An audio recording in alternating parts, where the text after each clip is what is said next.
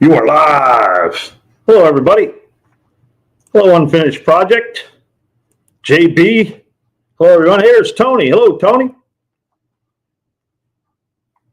I got to go. There we go. Got it. Not too shabby. Anyway, I guess you can't see me, huh? Yeah, you can. Anyway, I thought I'd do something different this week. I have this. Let me get to live here. I have this 400 motor here, big block Mopar that I wanted to tear down. I got the buck running. Have some odds and ends to do a PCV valve breather element for the valve cover. I got to adjust the carburetor. I have to send it out for exhaust. Just little stuff like that. Hey, there's Tom. Hey, Tom. What the buck is going on? I've been pretty good. Just staying busy. And I got the buck out of the garage. So I thought, well, I'll go do something. Hey, go buck, go. Hello, John Wiedenhammer. Hello, Skip. Hey, Skip, look who it is. There's Mater. Everybody's rolling in. I'm going to put the link up here if anybody wants to jump in. And paste. Hey, there's Clint. Hello, Clint. I just want to stop in and say hi. Changing a trans tonight, so I have to get back at it again. Poor JB. You got so many transmissions in that truck. Hey, there's Chris. Hello, Chris. Have fun, JB. I wanted to go get this link here and pin it to the top. There we go. That's pinned. But I have my camera here. I have the engine here. I should be able to see everybody's comments while I'm messing with it. So I mainly want to get this driver's side head off. Let me see. I'll turn this a little bit for you. Mainly want to get this driver's side head off and see how bad the rust is in them cylinders. In that one cylinder. One cylinder really is bad on this side. And I think there's one on the other side too. And then see if I really have to tear it down to nothing. Doing brakes on the ass end of a Kenworth. Just wanted to drop in and say, hey. Yeah, that's the only thing I don't like working on big trucks. Everything's big and heavy. Brake shoes are just that wide and crazy. Drums are insane. I'm editing. Let's see how well I multitask. Hey, Clint, you can blame it on me, right? Say that buck made me do that. How's the ankle, Tony? What happened to the ankle, Tony? I hope you're doing all right. Yeah, the drums suck. Yep. Yeah. I wonder if they make like a lift for it. I'm sure they do by now. Uh-oh, you feel like going to Pinchy's Lobster. Come on now, my mouth is watering. I want to see a drive video on the buck see if it scares Buck. Yeah, you might be right there, JB. But you know what? After a few runs, I'll work that out of it. I'll work that out of me, rather. But I know I just out here in the driveway, she wants to get the tires loose. When I ran that cam in, I wanted to richen up the carburetor just so it was rich instead of lean. So that all seemed to work out very well. Hello, Colleen. Hello, Jason. But that all went pretty smooth. I was like, I was a little sketchy about it, but yo. The goggles, yeah, I got new glasses. Just come in today. So they're working pretty good. I can see better now. The other ones I had for years, and Uh, believe it or not, I was drilling holes for the rotors for the different studs. I had to just take the holes just a little bit, and that drill come up and whacked me in the side of the head, smashed my glasses and knocked my hat off. And yeah, well, I had a cut in the eye. It looked like I was in a fight. I need the KW out of my hair so I can install my wide band gauge on the truck. You know, I was thinking about one of them wide band gauges, because that would be a whole lot easier to set things up, I think. What do you think, Tony? A lot easier? Now to get back under this thing. Well, it should make for some interesting video there, JB.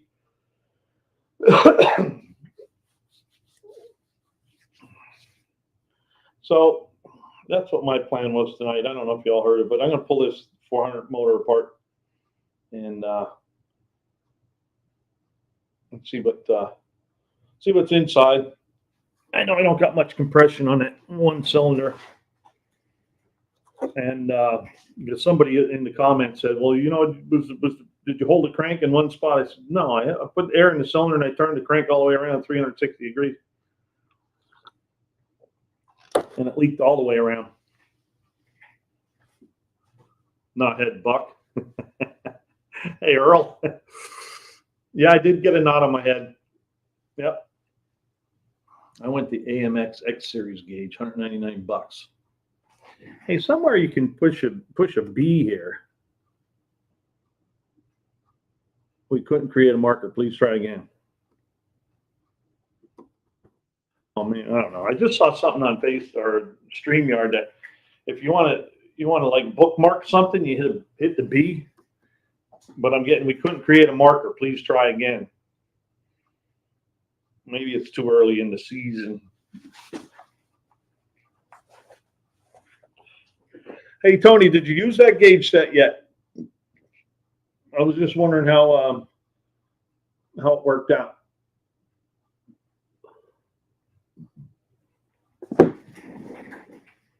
My 400 motor has all the compression. It's locked up solid. Well, this one actually spins around. There was some rust in it, and I had to work it back and forth. I finally got her back and forth. I only had like 30 pounds compression in number 7, and so I thought, well, I was hoping I can get. I took a chance in this engine. I got it for $550. Came with a transmission. There's supposed to be 42,000 miles on it. Came out of a fire truck. So I thought, well, I'll take the chance. Maybe I'll get lucky. I'll do a compression test and be fine. I'll just put it right in the Cruda and just run it around like that for a while. And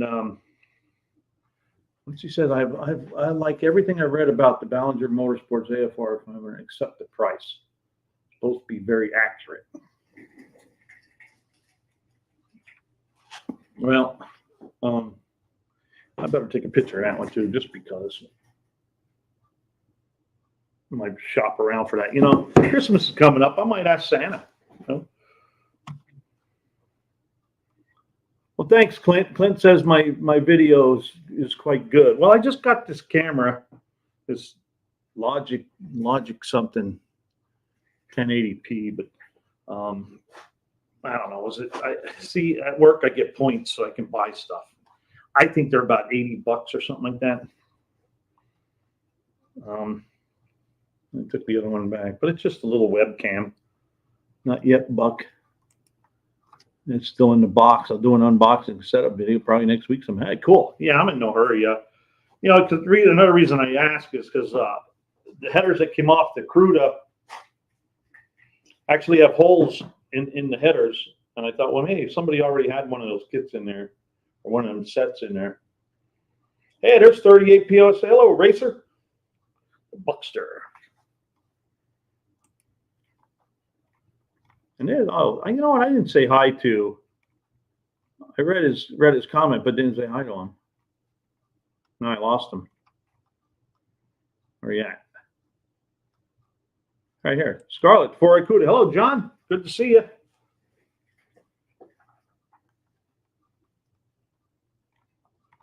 Hide the current comment. Boom. What did I miss here? Hey, here's Brooks a Million. Well, I'd stay around a bit, but Dad's got me under this truck. Well, somebody got to do it, Brooks.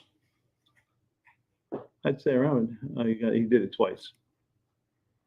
So JB wrestled his son in helping him change the transmission.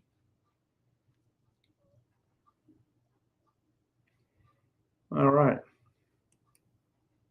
14 people. Got my tea, my coffee. You want to see my coffee? Because punching you in the face is illegal. My sister gave me this. She got it for Christmas off of one of her coworkers. She said, I can't take that to work.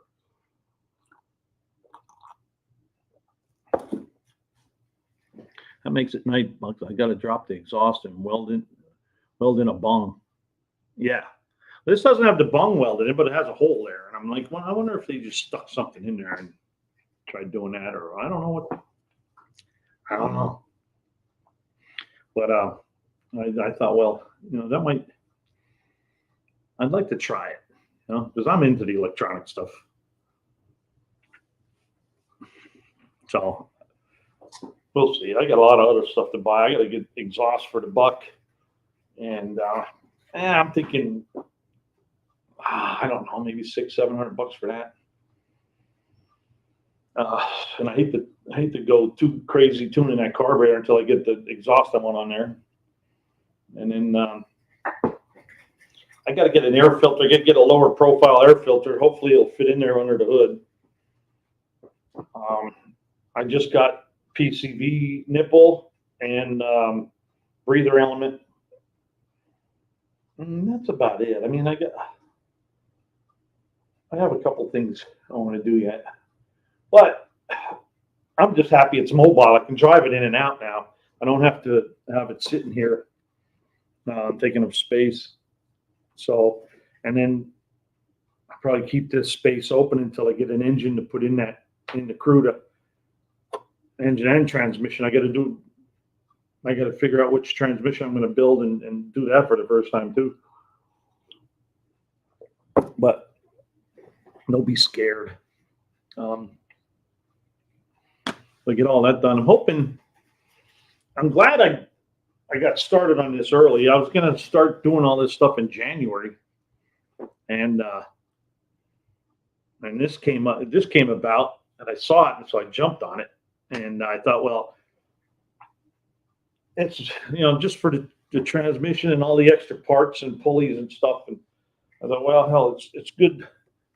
Hey, here comes Skip. Hey, Skip. What's happening, man? How you doing? Pretty good. No echo, is there? No, not yet. Anybody hear an echo? Echo. Clamp on bung. Oh, maybe that's what they used. So how's it going, bud? I'm doing good, man. How you doing? Woo, been busy ever since No Name Nationals, man. Been kicking it. I know. I seen that. I seen all your videos. Every day there's something about powder coating. Yeah, it's just all powder coating. I haven't really had any time to have any fun. All right. I see that 455's coming along though, huh? Yeah, that's up and running, and I still up have and running. Huh? Running? Yeah. No kidding. Yeah, I broke the cam in. I think Thursday morning I did that. I haven't seen a video on that. I just did a short on it. So there was a short out for that, but I still have a whole bunch of little odds and ends to finish up yet too. I got it enough to check out your short then. Yeah, I got like air cleaner, and I believe I got the timing where I want it. I have to curve the distributor yet. I got to do all that. Tune the carburetor. I want to get electric choke for it. I got to put the choke pull off and stuff on. I got a whole bunch of little things which I can do now. Now I can drive it in and out of the garage. You know, so Nice. that's why I thought, well, tonight I'll do something different and pull this engine apart. Nice. So, and see what's inside here. I don't know if I got something I can work with or not. I think I do. Now, what's the nomenclature of what you got sitting there on the stand? What do you got there? This here is a 1977 big block Mopar 400 two barrel, which had like 180 horsepower or something like that.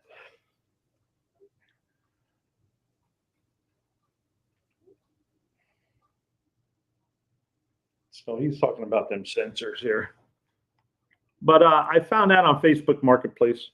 Came with a transmission. Supposed to have 42,000 miles on it. It just may be, because when I took that one valve cover off, it was real nice and clean in there. And so, but I don't have much compression in number 7 cylinder here, and there was rust in that cylinder. Oh, So I don't know what I got. well, you got a good start then. Yes, exactly. I'm way ahead of schedule now. 2 months anyway. Now, with that motor, is there a lot of parts available for it? This one, yeah, it's a big block Mopar. I mean, the heads and all the heads are the same. Oh, okay. Now and I think the oil pans are the same. It's just the insides are different. Bore and stroke is different. And this has the same. It has the same stroke and crankshaft as a 383. Oh. So I could get a steel crank 383 and put it in here and use the same rods and pistons. Well, I'm sure I'm going to need pistons, because those were pretty well corroded up when I looked it down in there.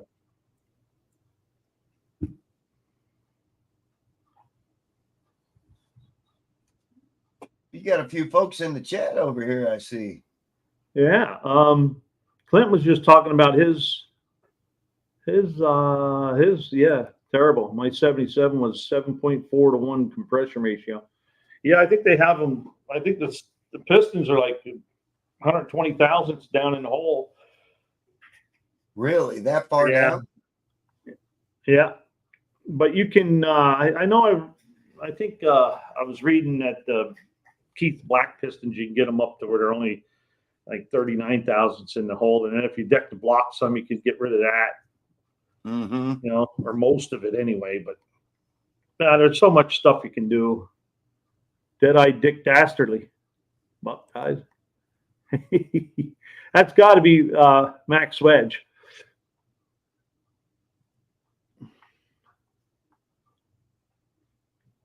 Hello, Max.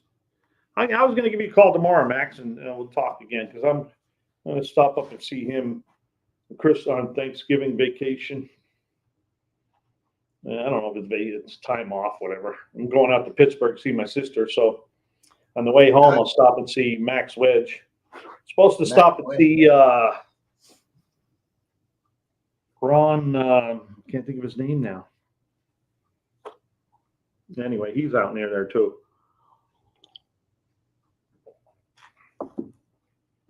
Uh-oh, here's Max Wedge. Well, Max.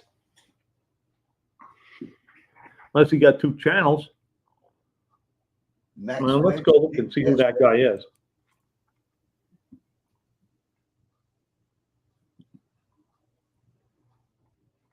How's old Scarlett, the 4-eyed Cuda, doing these days? Don't see much from him. No, he's in here. I see he's talking to Tony's Hot Rod Garage there. Yeah, they're talking about those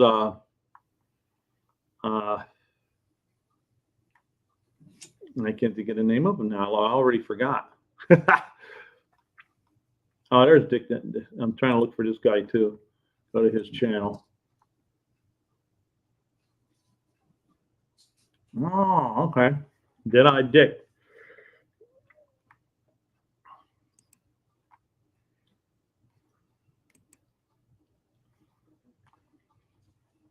Yeah, they're talking about those What are they called again? Let me see. Those AFR sensors, air fuel ratios.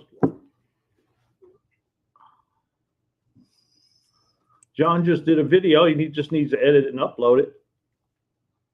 There's Max Wedge's link. Go check out Max Wedge. He's been putting videos out lately. I've been on YouTube, but I've not been as fluent as I should be. Been so busy. Well, that was what was going on with me, because the whole month of October I worked overtime, a lot of it. So I didn't have a whole lot of time to myself. And Max Wedge says he's everywhere and nowhere. So I haven't watched much, and I missed so many lives lately. Well, last night I was thinking you were going to go live, and I was kind of looking for you on the cell phone while I was talking with the wife and stuff, and you never popped up going live, and then I seen you pop up tonight. Yeah, well, I usually only go on a Saturday because I work second shift on a Friday, so I work second shift on a Friday and then come in first shift on a Saturday, so I only get like 4 or 5 hours sleep. No. So then I come home and I slept for about an hour today, so I could stay up long enough to do a live. And then I thought, it's good to see you again.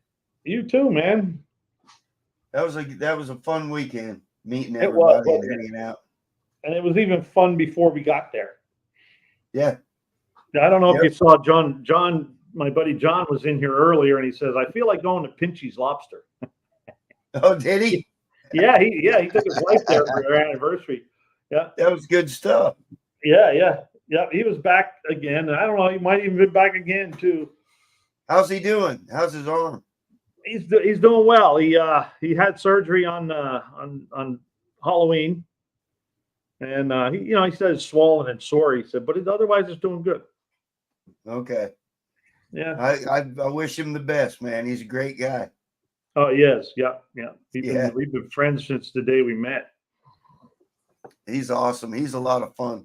Yeah, and everybody loves him too. Yeah. There's Skip. Link. For anybody that's never met John, Buck's buddy there, that guy is fantastic. He is just fantastic. I just want to throw that out there. John, if you're still in here, salute. Pleasure to meet you, brother. Yeah. He wasn't here earlier. Did you see the last video of the back seat? Nice shape. No, Max, I didn't. I didn't see any videos today. But I'll definitely go check it out. And I still didn't get no measurement yet. But we'll check it out. Here's the Scarlet, the four-eyed Cuda's link. Make sure you go check out John's four-eyed Cuda. Beautiful car. Oh my gosh. Beautiful car. You guys all make me want to buy a Mopar. Yeah. I had a Duster back in the day. I've had a few Mopars. I never had any hot rod Mopars really. My brother has. Duster. Oh, you're welcome, John. And I'm sure Unfinished Projects appreciates it too. And Clint says that car is fantastic. Oh, Clint's car's coming along. That little Subaru Brat. Yeah. I just saw the tailgate one. That thing's pretty cool. It is. He's got a great imagination, doesn't he? Yeah. I don't know if a hell of a ride. I could probably do something like that, but I'm not. I don't think I'm that artistic. He's artistic. I could make things work, but I don't know about altering. He's got a vision. I don't know. He's got a vision. Yeah, he sees something right there, and he's going for it. He's gonna get it too. Yeah, he is.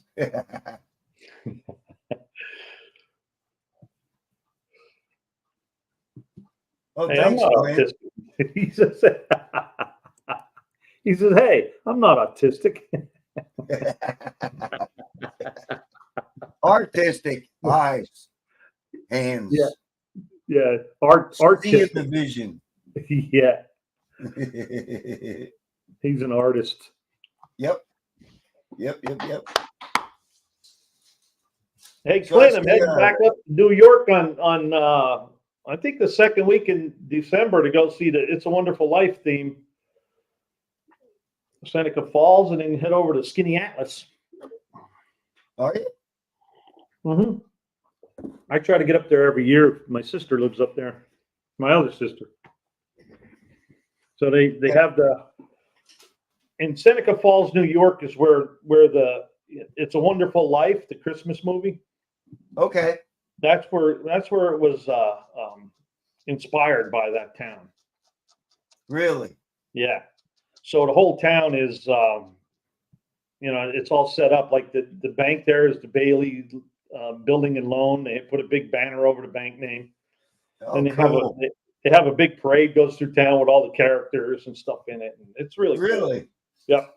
Oh, that's awesome. A big bonfire on Friday night, and it's just really cool. It's real Christmassy, and Yeah. Santa comes out and all that, and we just have a lot of fun. Oh, that's fantastic.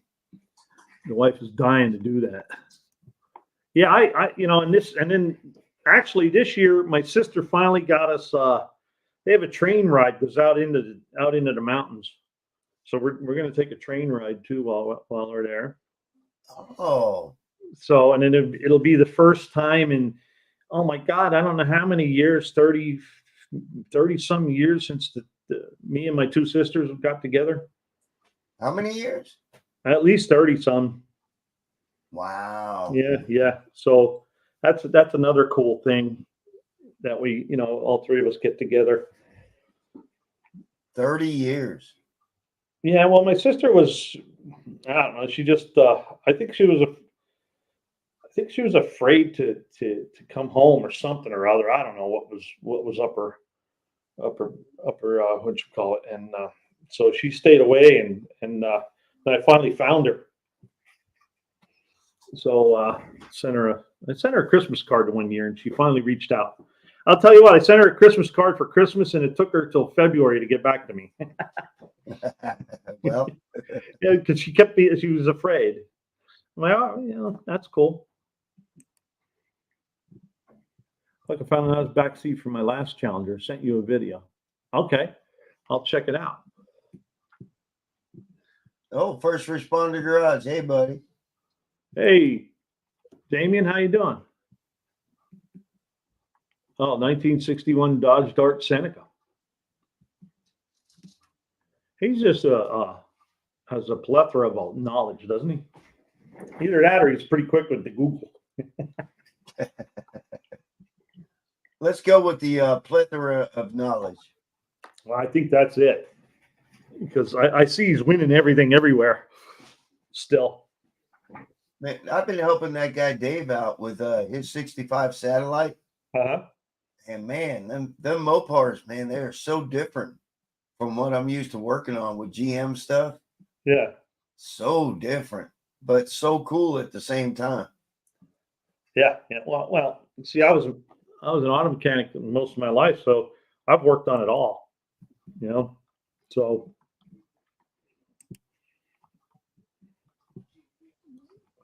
FRG, Damien. All right.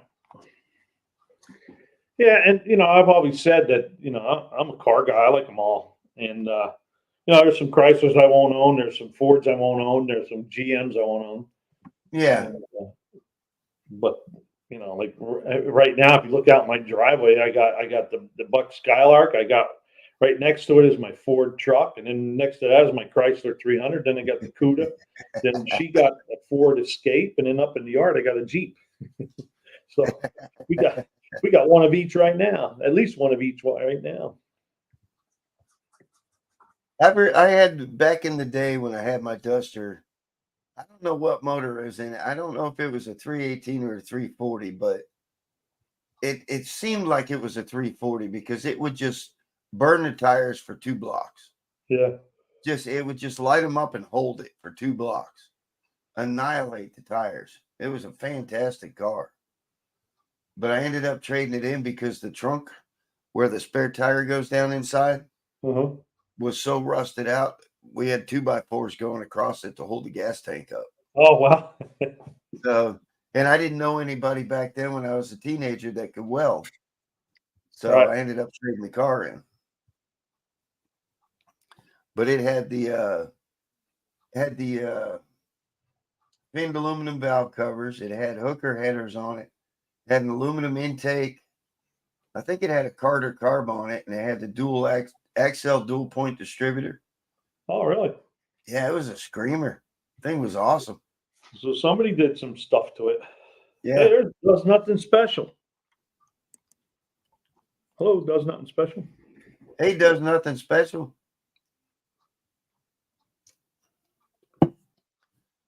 Is old JB up under that blazer again? Yeah, he has this Brooks a Million with him too. Oh, he sucker his son into working on it? Yeah. I don't know if he had to sucker him in, but you know.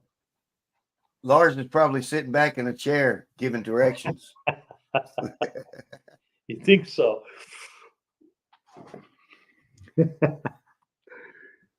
Maybe or maybe not. I don't know. I just turned the volume up. I was going to get back here and start tearing some bolts apart. Get after it. I'll watch. Yeah, and then we can if you see something in there. Okay, I'm back after getting dinner made.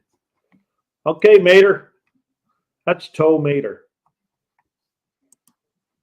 Our dinner's cooking right now. Yeah, I had she made a pot of ham, string beans, and potatoes. You ever have that? Ooh, nice. Yeah. Yeah, We got meatloaf.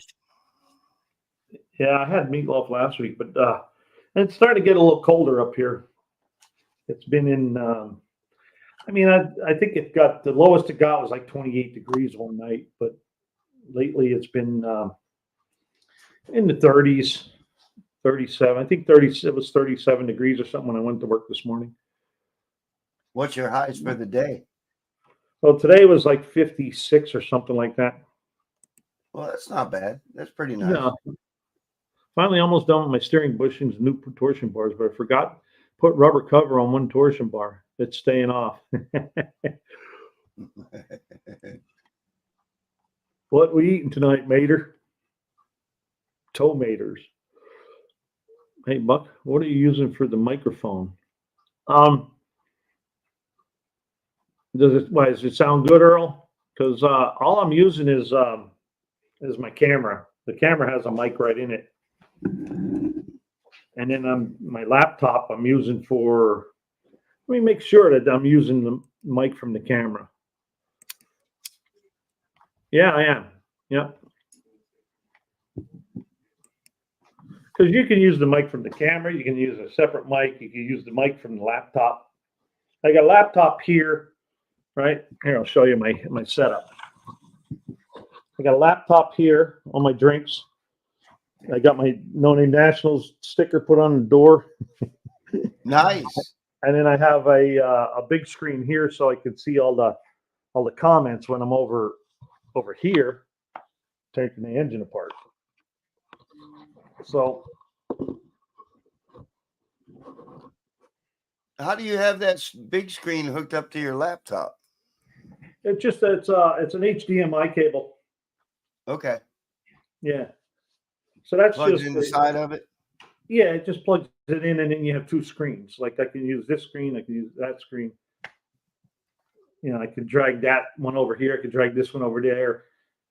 I just wanted to be able to see what the comments are, and that's sort of what I do when I'm driving down the road. I blow it up. So all I could do, I just have to look over and then just see what the new ones, while I'm Yeah, driving.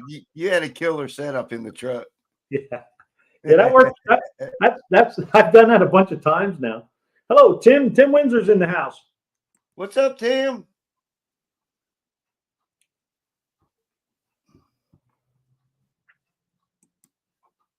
Yeah, I met Tim Windsor last September. I didn't get to see him this year. He was busy and I was busy, and we just didn't get to hook up. And I remember when I first met him, he said, "Hey, you're the first YouTube guy ever saw me." Nobody ever sees him on screen. What you got in that coffee cup? That's just tea, peppermint tea. Peppermint tea. Yeah. Did you see what the coffee cup says? Coffee because punching you in the face is illegal.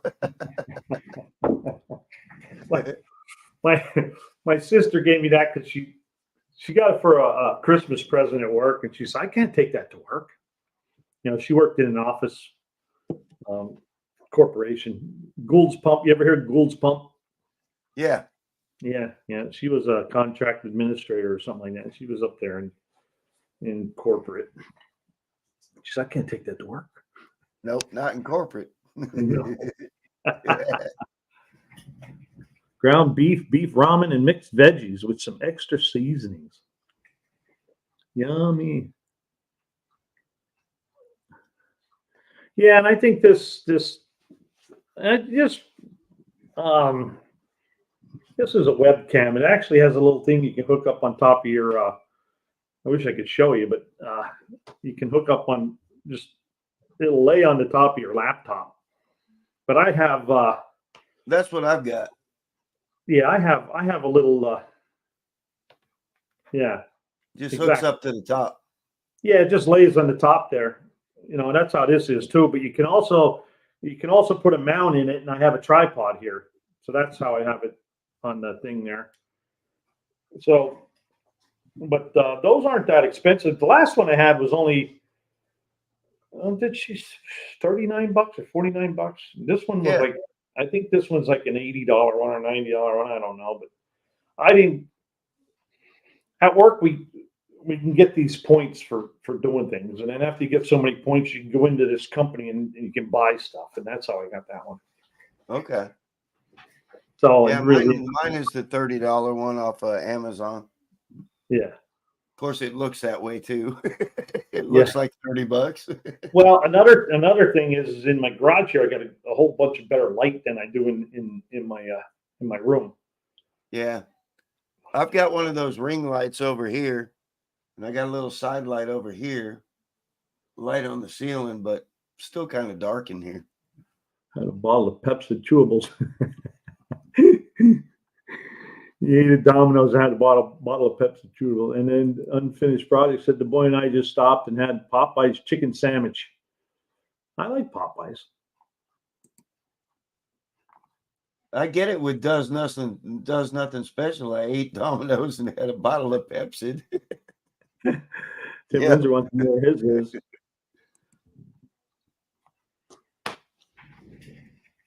Yeah. So, all right, I'm gonna move this chair out of the way here. I think you can see that engine, can't you? Yeah. All right. It ain't too high. Maybe I'd lower it down here a little bit. All right. Oh, get in there. Let's see what you got. Yeah, that's what my plan was, and that way I kill two birds with one stone too. I can do the video or do the live stream. You have to speak up sooner next time.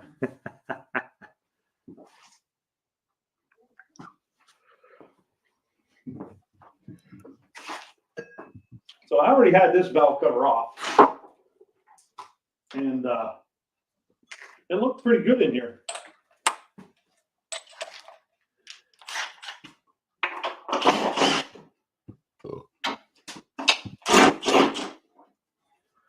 I got to take that 700-pound intake off yet too, I believe. Tim Windsor says he's having a ham sub from Wawa.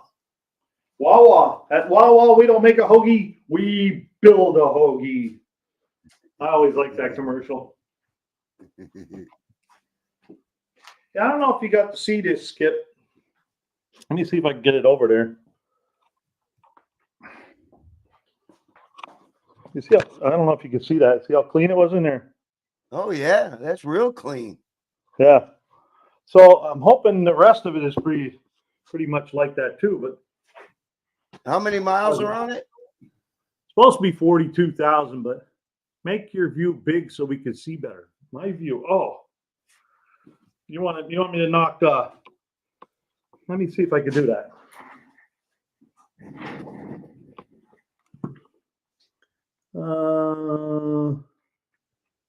Oh, like this maybe. Yeah, how's that? There you go. Perfect. Maybe that's a little better, huh? Now we'll Yeah. see if we can. I'll try to get this close enough. There's not much. There's no sludge or anything in there. Same way with the oil, No. with the valve cover. Was pretty decent inside too. What's it look like under the other one? I didn't take that one off yet. Do it. Yeah. All right. Your wish is my command. Do it. Let's see it. There we go. Here we go. Here we go. The big unveil here. The unveiling. Well, those valve covers were stuck on there. I'll tell you what, though, I took the harmonic balancer off, and that was nice and clean in there too.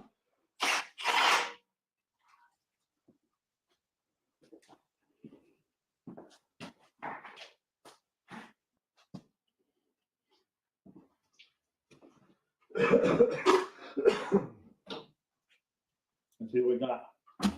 Oh yeah, it looks like there was silicone in there. Mater says, "Here goes nothing. There goes nothing. Here goes nothing." There it is. Clint says, "Fingers crossed." Fingers crossed. Yep, they got the old red silicone going on in there. Let's see. That don't look that's bad clean. inside though. Daggum, that's clean. Yeah. I mean, he said it was a fire truck, and usually fire trucks are well taken care of. There you go. There's that side. Nice. Can't get any closer unless I move the engine closer, but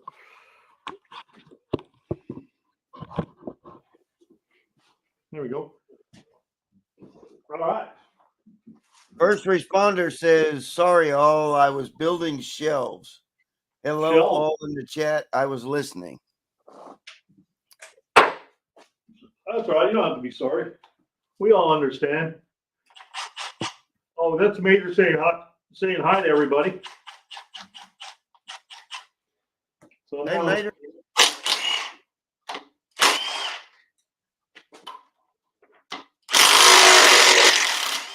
whoa.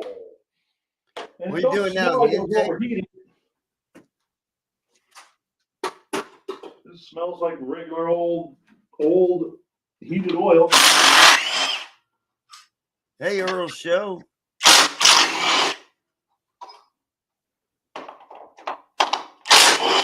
Yeah.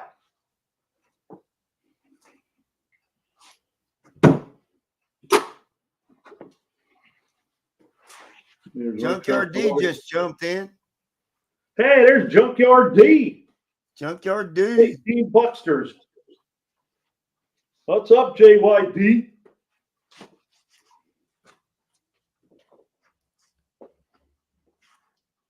Yeah. Oh yeah. Where the hell's Barrows at when you need him? You ever see that video when he was lifting that 390 intake off of there? This one ain't too bad.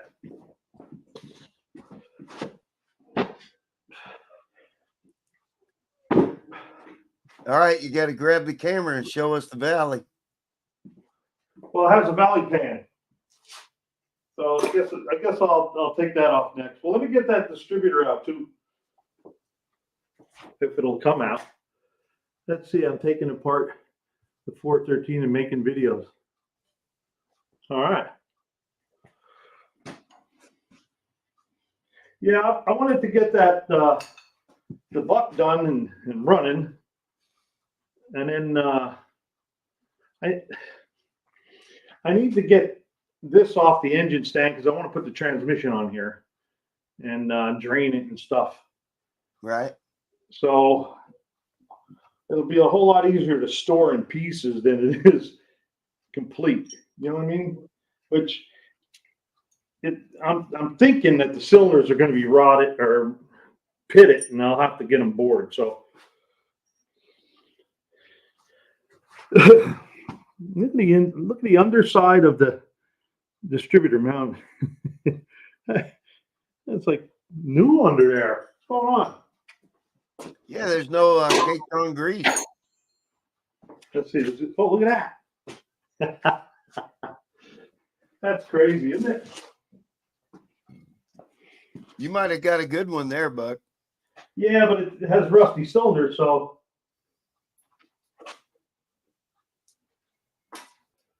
Yeah, 30 over or 40 over would take care of that, though. Yeah. Well, the valley isn't going to disappoint either. So, and that spins real nice and no play. Yeah.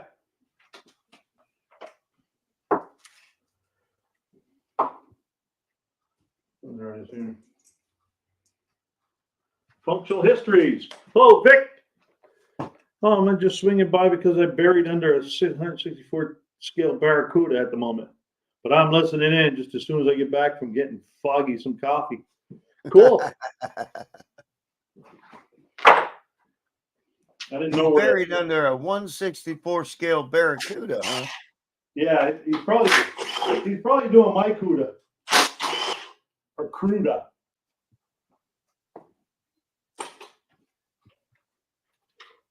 We don't know yet, first responder. He's got one cylinder that's really low on compression. Just honed. Hopefully the cylinders aren't bad. Yeah, I'm hoping they're not bad. But we're gonna find out here shortly.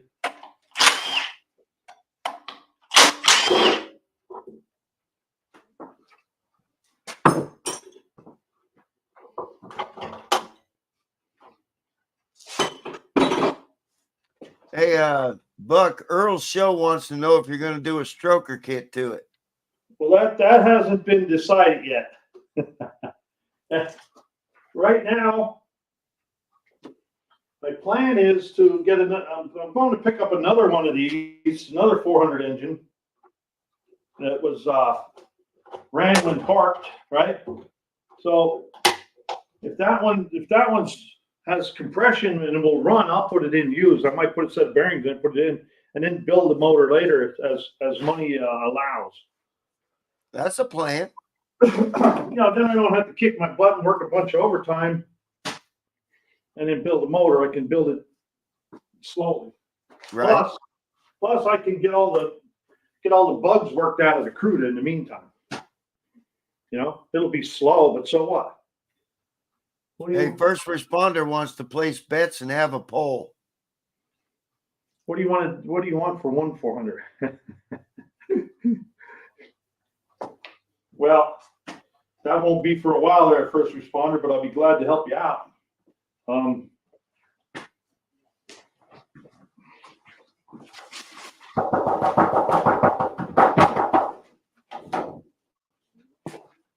There's the underneath of the valley pan. Oh, man. That's a clean motor. Yeah, I can even the push rod. You can even see the push rods. Let me get you up here. Yeah, giddy up. Let's see it. Giddy up. Oh my God. Look at that. That's so I don't know if sweet. you can see the cam lobe or not, but it's probably too bright, but wow. You got a good one there, dude. well, Most of it's good, right? Yeah. We're gonna find out here shortly. What'd you say it was? Number 7 cylinder? Yeah, this one back here was the worst one. So let's find that out right now. I was going to say, you going to pull ahead? Yeah. Do it.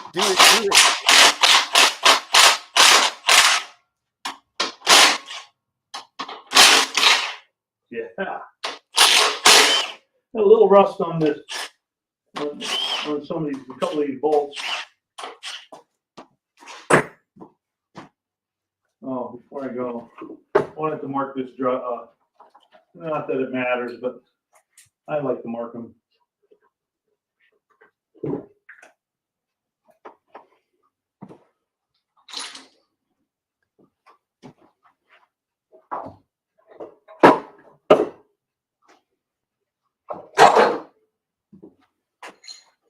First responder says do the head last. Then Do he the said head something last? about Why? watch hours. Huh? Then he says something about watch hours. Oh, watch hours. Yeah,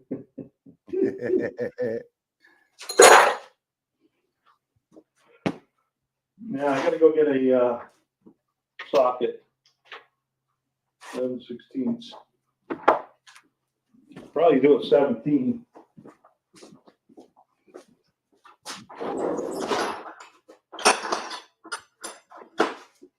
Hey, Mopar Mustangs and minivans, how you doing? Hey, M.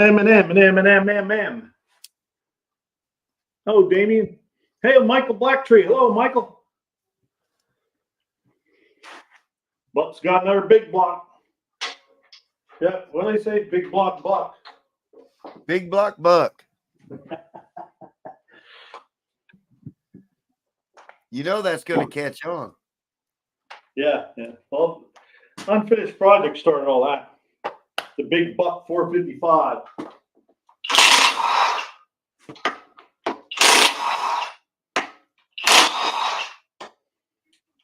Whoa. Come on now. I hear you, first responder. What's he saying? He said, take the head off with the worst cylinder last to build your watch hours. Oh. Uh-oh. Yeah, but then this is the thing that wants it first.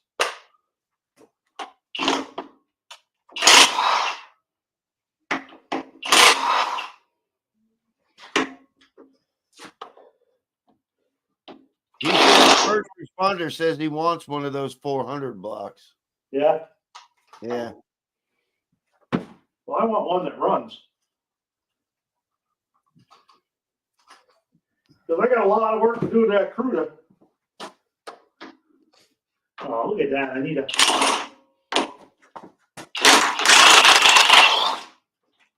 thin wall socket.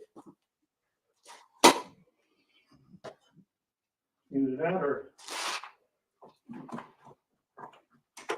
that sucks. Man, I was on a roll there, Skip. Bolts were flying out. Are you using an impact socket so nobody on the internet gives you grief? No, I just use it because that's the only one I have deep to make that. Me too, Buck. I want one of those 400 blocks. So it's Clint. Well, you know what? I was looking for a 440 is what my plan was. But that never came to fruition. Is that what you say? How you say that? Yeah, fruition. There it is. I still have. This must have been when I took the 440 apart. Still have it on the extension. Lars, what's up, Lars? Lars, hello, Lars. He finally get out from underneath that S10.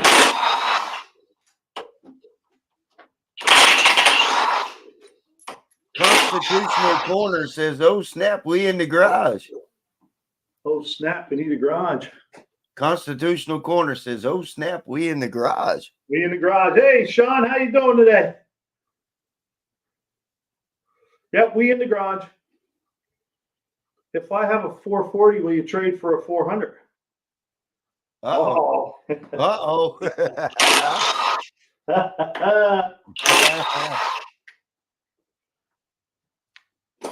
Hey, well, wait till we open this one up. Maybe you don't want it.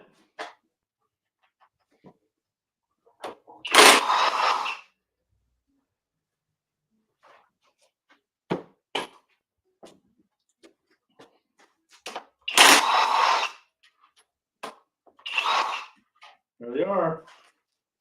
Oh, I got the one here. Man, these Mopars got a lot of bolts, don't they?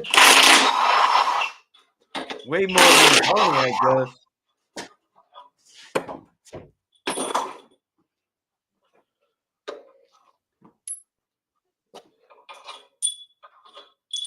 You're watching it live where Buck does it. Buck's doing it. Buck, do it right now. I'm doing good, Sean. First of all, looking for put 400 into Durango. Getting ready to climb back under here and drop this POS transmission. We'll check back. Oh, we did Okay, drag Lars, Lars back into it. got that header off yet? Go, Lars, go. Yeah, hang on. I want to put 2 bolts in here so it don't fall on my foot. I just did a transmission filter and fluid change on the Tempest today. Yeah, how'd that tail shaft and all work out for you? So far, so good. It's still sticking out of the transmission longer than it should, but I've got more reach inside it. I mean, it's good enough for driving around town. Yeah, yeah. Well, look at that. Them Mopars got handles on the side. What? So those Mopars got handles on the side.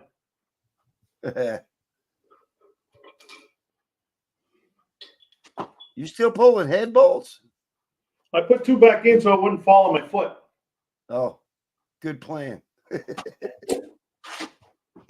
Uh-oh. Show us the valves. Steel head gasket. Hang on. Getting oil all over the floor. Oh.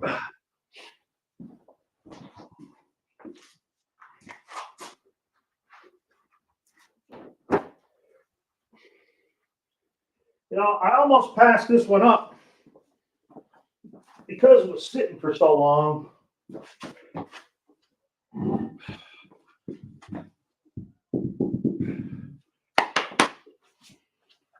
Let's see.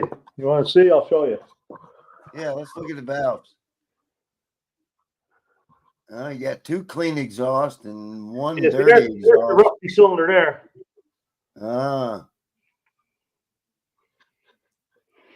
The one next to it looks wet. I don't know if you can see this. See the one in the back there? Oh, yeah. Yeah. All right, let's see what we got. I have to turn it over. Let me move this head. Max Wedge Dick Dastardly says, first responder, Buck's trading a 440 for a 400 already. Yeah. But can trade again back to a 440. Yeah. Justin Hill just popped in saying hi. Hi, Justin. What's up, Justin? Fine. I don't know. It sure was sitting a long time.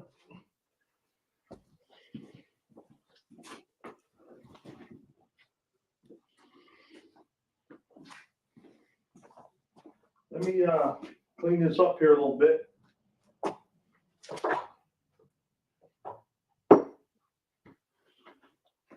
And then we'll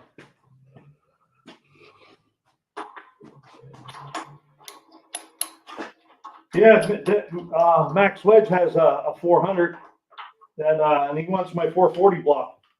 I'm like, well, Oh, that's right. That car came with a 440, didn't it? Yeah.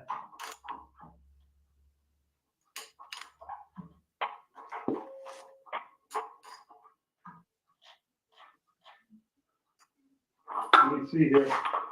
Let me get this all the way down in there. Lay it out here.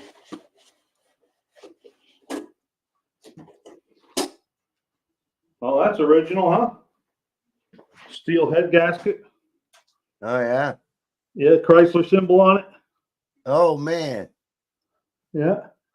Chrysler Never part been number. into.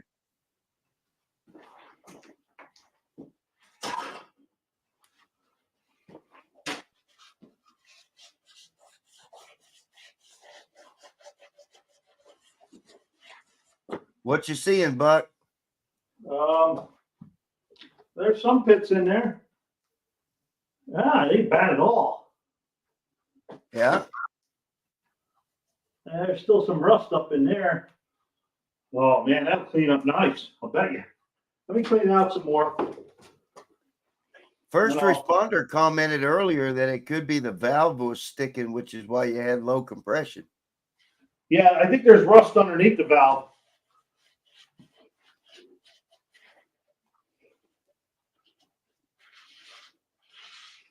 No, the piston don't even look bad. I thought that was all corroded up.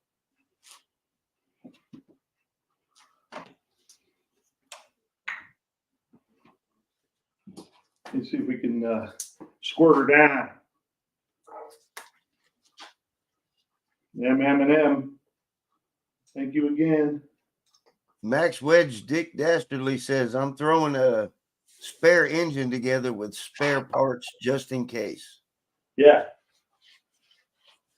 Yeah, because that block I have is a decent block. And well, the crank is a cast crank. But I'm looking at it this way. I would like a 440, but if I can get something that's running right now, you know, you get a 440 later. But yeah, you can make a lot of juice out of these too, I heard.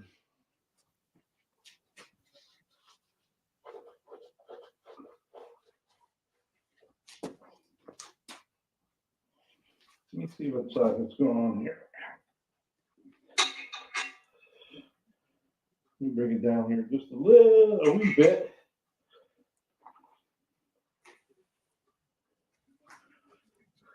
Like to see.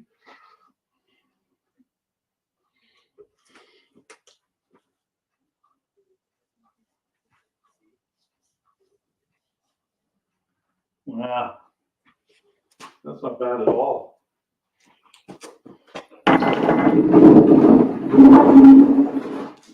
there we go. There we go. Yeah. What you said. Getting closer to the camera. Let's try to get some light down in here. All right.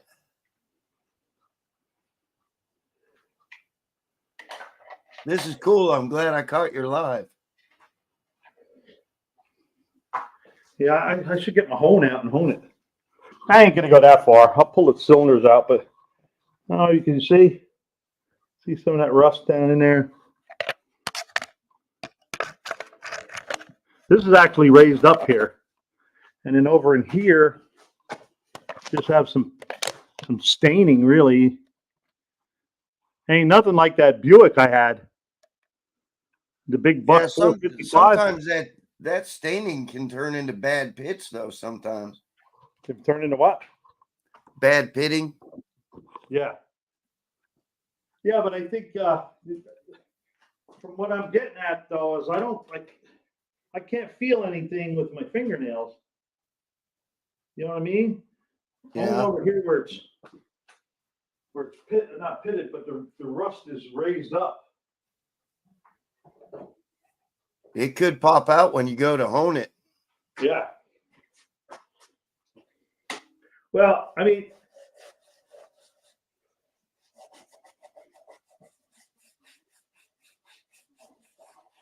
I'll definitely get the block cleaned and cam bearings and stuff put in it. Yeah, it ain't bad at all. Scotch Brite is your friend. Great engine, no doubt. Just would like to see one pressurized. Max Wedge said he'd hone it and send it. Is that what he said? Own it and send it. Well, he says honestly, but I think his phone tried to correct what he was saying. Well, I also got to make sure there's no cracks in here. You know, in case it was didn't have it, but there was I know there was some antifreeze in it when I had it on its side. Constitutional Corner says if it's discolored, the structure of the metal has changed, which Right. I would tend to agree with. Yeah. Yep. But I'm just happy that, you know, like when I had that 455, there was some pits in there. I mean, you know, they had to go 40 thousandths in order to get them out, Wow. you know? So I'll bet you could go 10 or 20 on here and probably 10 and it would be okay. All right. I'm feeling pretty good about that, Skip. Pull the other head. Oh, I'm definitely going to do that. And the other head should be in better shape.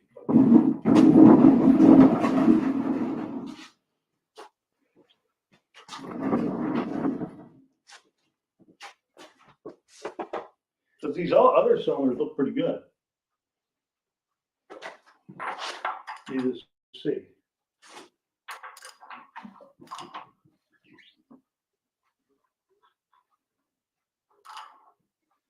Clint says he'd love to see an 871 blower on his 400, but you know, crazy money these days. Yeah, I mean, everything is. Yep, it's getting worse. Hey, there's Dr. Art. Hello, Dr. Art. Hey, Dr. Art. First responder says use a torch to heat the block. The crack will stay wet. Oh, really?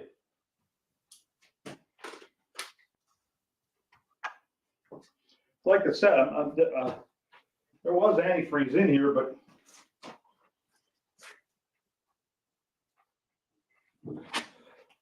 Scarlett, the four-eyed cooter says, okay, we have to behave now. Dr. Art is here. Dr. Art's in the house. So we got to behave. No, you don't.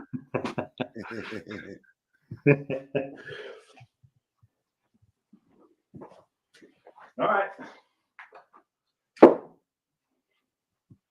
Not too shabby there.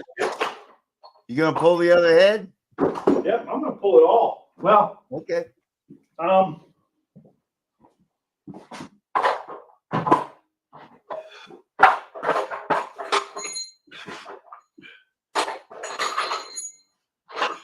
Darn it. I'll be right back. I'm going to grab a beverage. All right. I'll be right here. Cool, man. Cool. Things are starting to happen now. What do we got here? Dr. Art's in the house. He got a chuckle out of that. Broken bolt.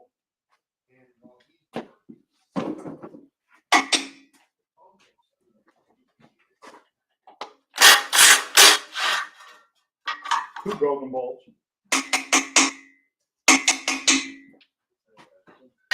You know, where we're going, we don't need that.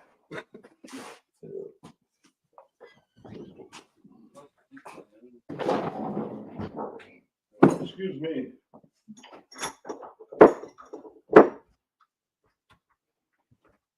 Come on now.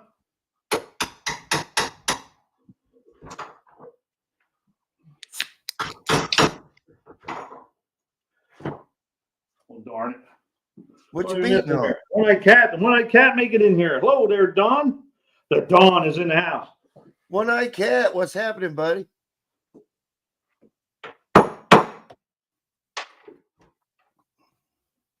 All righty then.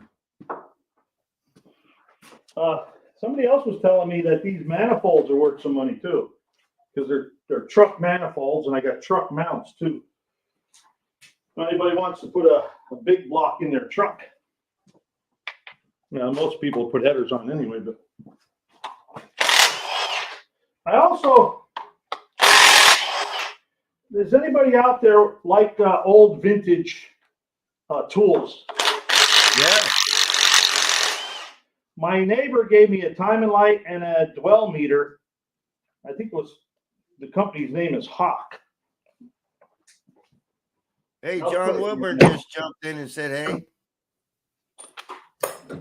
Who did? John Wilburn. Oh, hello, John.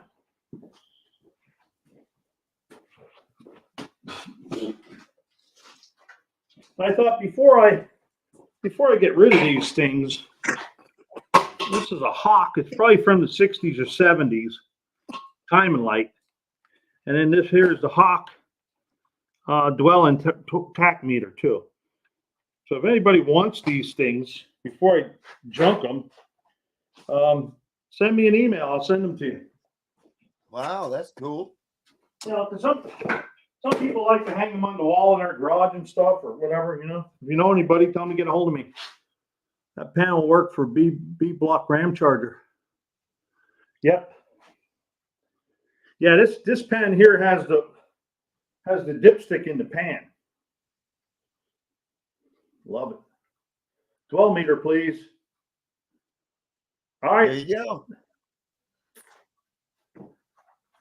That timing light is so Flash Gordon it hurts. Well, Dr. Art, send me an email. It's in my about page. Send me an email with your address and I'll send it to you. It's pretty cool though. I mean, I have one. So this is a nice little Hawk, it's called. I mean, the wires are real nice shape. But it looks pretty good. Let me know. Be glad to send it to you. I'll put that one as gone. Michael Blacktree says, oh, wow, those tools are giving me flashbacks. Flashbacks. I have enough stuff. I just rummaged through 4 connexes full of NOS and old parts. Got a bunch of Chevy trim and Ford trim. Even some new vintage taillights. Whoa. If no one else wants it, I'd like that timing light. Well, send me an email, Clint. I'll be glad to send it to you. No charge. There you go. Dr. Art gets the 12 meter and Clint gets the timing light. Right. Cool. I figured somebody might want it and hang it on their wall or something. Sounds like First Responder found a little gold mine there. Who's that? First Responder found a bunch of AMC stuff. Yeah, I have so much stuff, and I thought, well, I'll see if I can give it away. Everybody else is always giving stuff away.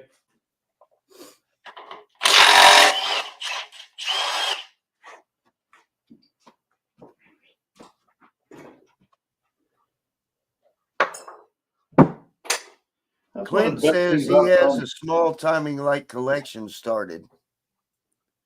Evidently, Clint collects timing lights. Yeah, and matchboxes.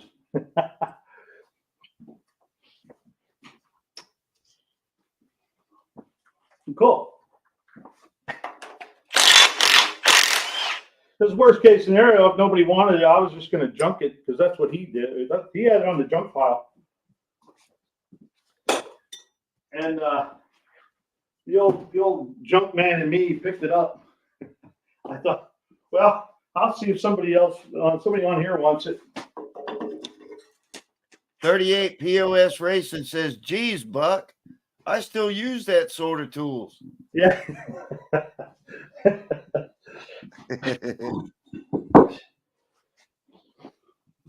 Yeah, I have a Snap-on timing light that I've had for, man, probably 20 years, if not more. How narrow, Max? Someone here really needs a very narrow 8 3/4 housing. Yeah. Yeah, let him know, and I could pick it up when I'm up there. I'm going up in I've seen it. It's real. It's only this wide. It only looks about that wide. There's only about that much tubing on each end of the housing.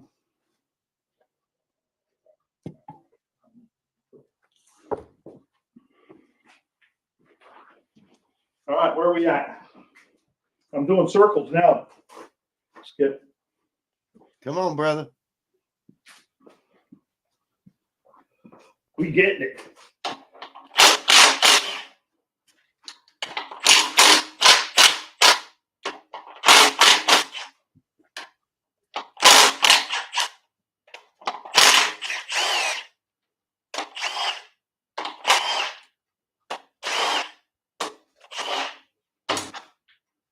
First responder wants to know who has that axle.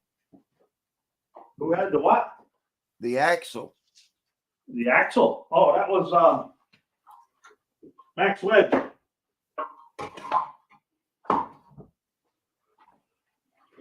Max Wedge says 41 inches backing to backing, 24 perch centers. 24-inch perch centers. Yeah, that's from spring to spring, 2 foot. That's pretty narrow.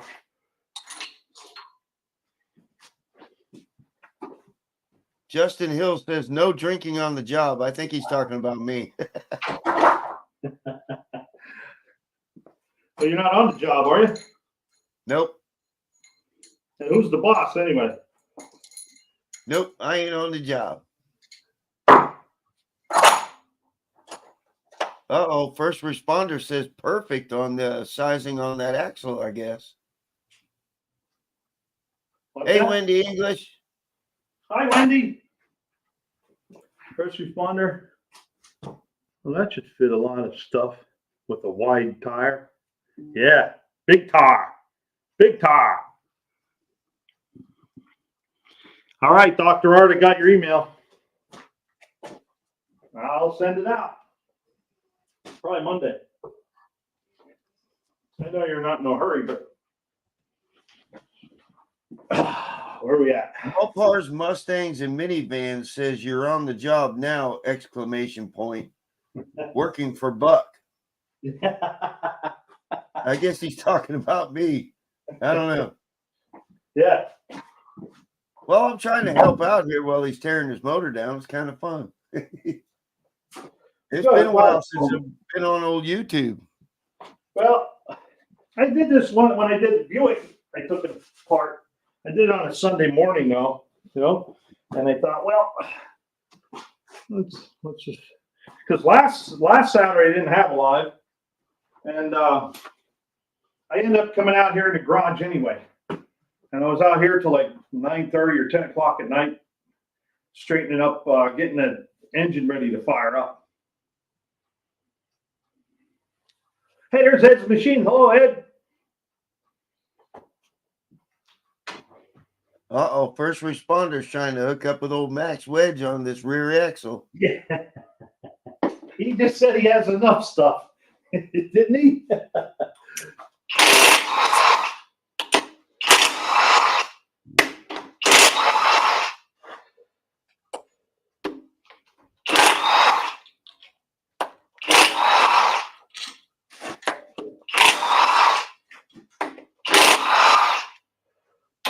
Uh-oh.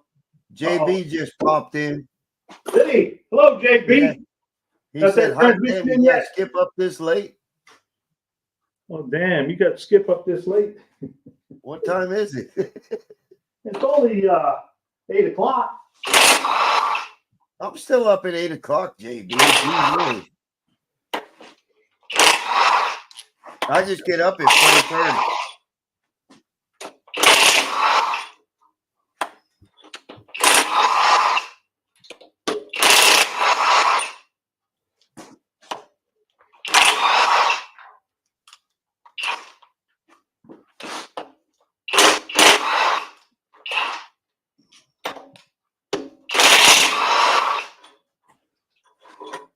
All right, that's it. No more noise. That's got about as much head bolts as a small block Chevy. Yeah. I've done a lot of small block Chevys. Not too many Dodges, or Mopars rather. This would be, well, if I build this one, it'll be my first Mopar to build. The Buick was my first Buick to build. I got 2 bolts in here so it don't land on my toes. Ask me how I know. Usually I take I don't the want head to off know. inside the engine and it falls down inside there. Then you got to wrestle it back out. You got exhaust studs sticking out of there? Yeah, they all Mopars are like that. They got studs. Wow. I don't know if all of them do, but I know these big blocks do. They're all in good shape too. Oh, here we go. Oh, you want to see another? Hey, there's antifreeze in it. That's a good sign, Skip. Still got antifreeze in it? Yep.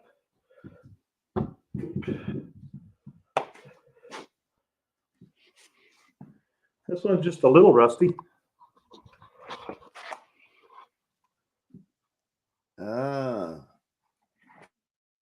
Go back to that first cylinder.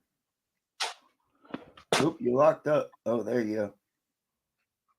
That moved too fast. That looks a little grungy, don't it? Yeah, a little rusty there and a little rusty here.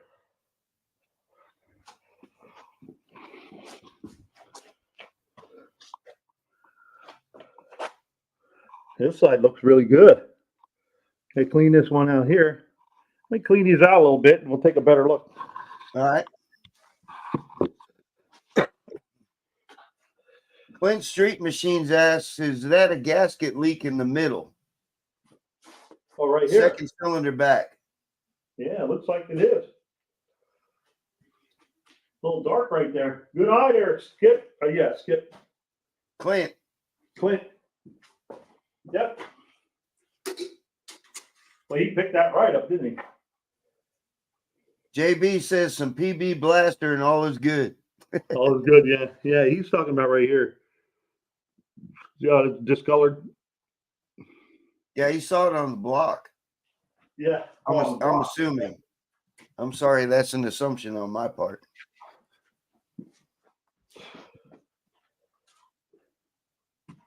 The other one was sort of the same. Yeah. That lowers the compression even more. Still got the same gasket on it? Yep. Steel gasket, Chrysler.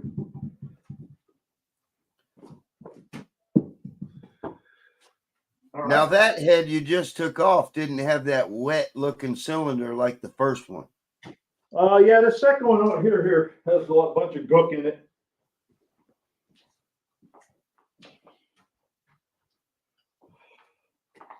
Wendy says she's got to get back to work. She'll catch us later. Well, one good thing, it turns over nice now.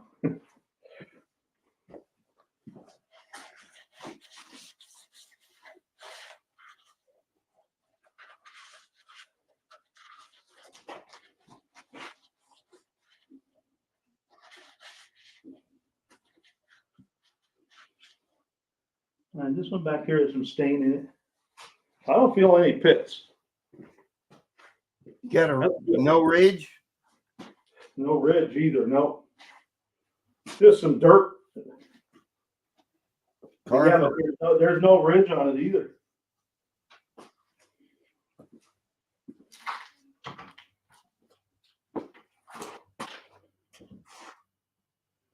Let me see if I can show you this one. That's the only one I see that might be a problem. It ain't even that big of a problem. You see it? Yes. Kind of looks like water sat down there, maybe. Yeah. But I don't feel any, I don't feel no pits or anything. This looks like a big stain there.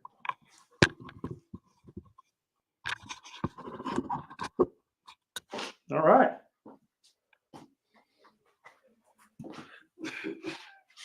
This has been bugging me for weeks now.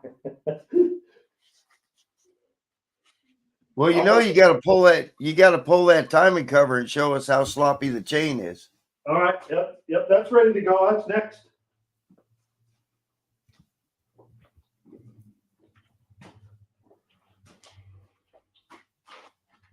With that low of miles on it, it shouldn't be very sloppy. No. That oil pump shaft is real nice and tight too. And everything looks really good inside.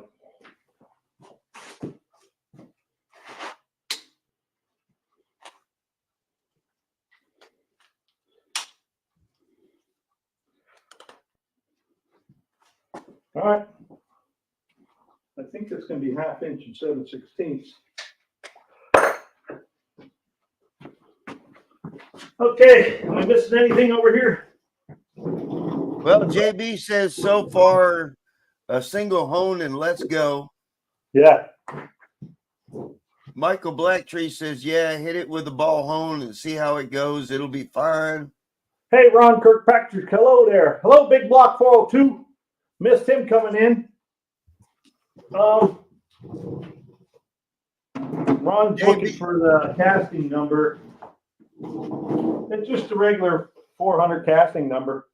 The 4006, I think, is it 630 or 530? Let me look.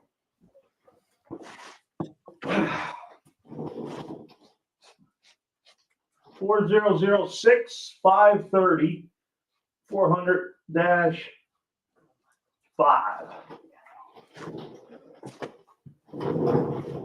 Yeah, and I think the date was 77.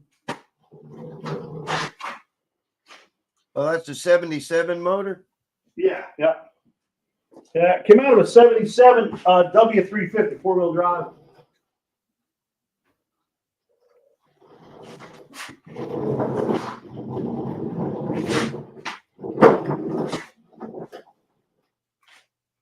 Yeah, 77.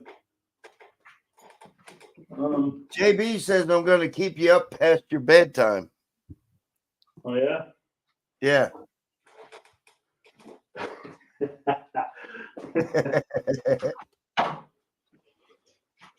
Yeah, well, I usually stay up longer when I'm doing stuff like this anyway.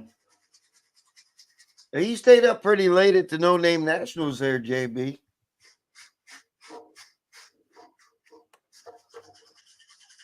Can't tell if that's a 4 or a 6, but it's 77 for sure. Have we missed anybody? That explains the oil pan. Yeah, rear sump. Max Wedge says, don't buy head gaskets. I have steel ones I can't use. All right, cool.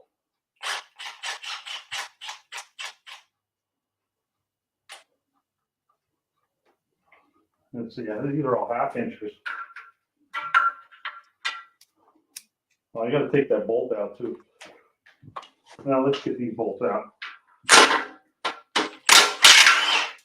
Dr. Art's got to go. He says, see you later. All right, Dr. Art, I'll send that out to you. I've got Earl says teamwork, Skip. Yeah, I got a Milligan deep pan with the pickup for the CUDA that came out of it. But I'll keep you in mind. I know that's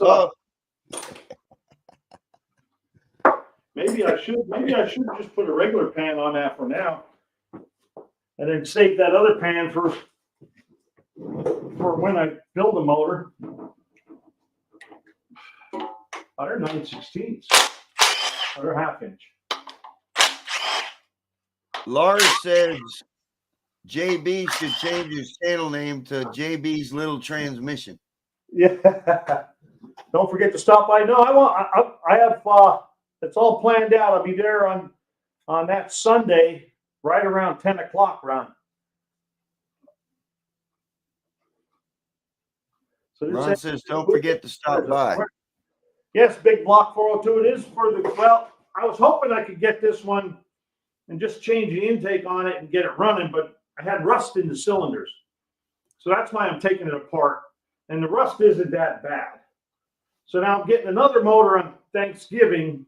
I'm going to check the compression and stuff on that. And if it's good enough to just put in used, I'm just going to put it in used for now. And then get all the bugs worked out of the CUDA and maybe build this one later or build another one. I don't know. I just couldn't pass this one up. I don't know if you saw the short, but I did get the 455 running there, big block. Actually, I gotta go see that short myself that you put out. Well, it's a short of I made a short where I put the buck on the ground, and then later on I had it out running, breaking the cam in, and I put about 9 seconds of video of it running. Sweet. So, but that's running. That just needs a little TLC. Hey, just to know that it's alive is awesome. Oh yeah, exactly. I mean, that was a good feeling, because you hear all the horror stories of people breaking cams in, and then the load goes out of it. Right. I run it like 25 minutes at 2,000 RPM, so I took every precaution. There we go. Hey, Dean Stevenson, how you doing, buddy? Hi, Dean. Hey, Dean. Hello, Dean. Yes, sir. Send it to the guy that sold it to you. Glad you started up. Yep.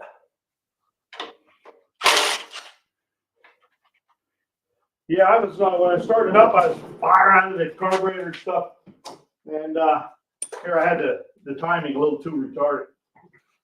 Well, Lars is saying that 9 seconds of video made JB start to cry. Did it? Well, it's only a stock build. I mean, there's nothing.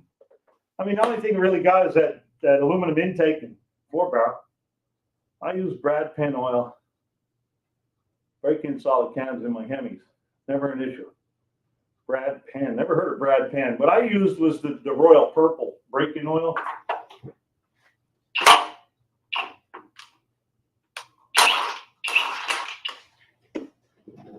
Put that down to the side there.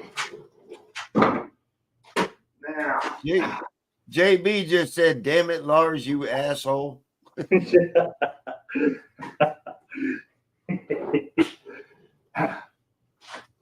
It's okay, JB, if you shed a tear. It's okay. Clint Street Machine. Welcome back, JB. Hey there, Clint. Hey there, Dad. The Buck Buster.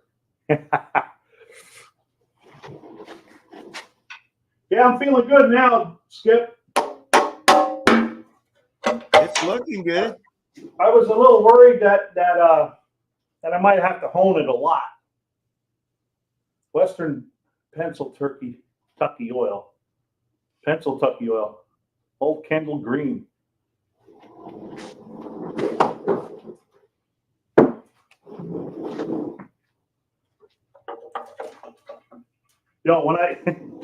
Here's something for you.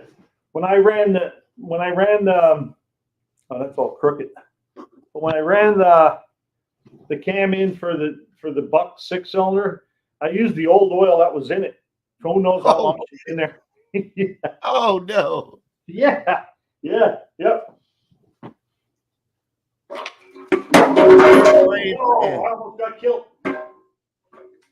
There's the inside. Nice. Not bad. Yeah. Hold on. Hey, it still has the nylon gear. Uh-oh. Just a little bit of play. Oh my God.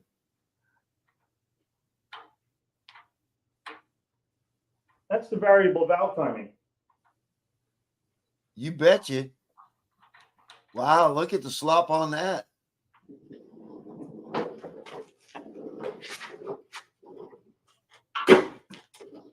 All righty then. Here, we'll get you close up. Davey's little transmission shot. Run forever like that. Yep. Yeah, until these teeth break off.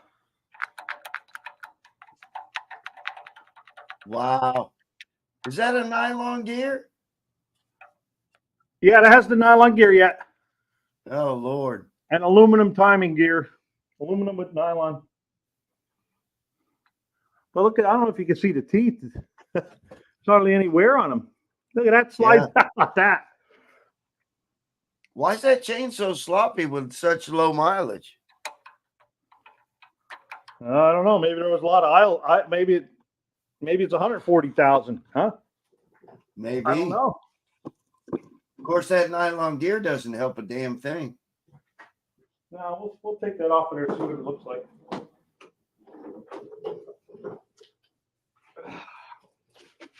I have to wash my floor out this one.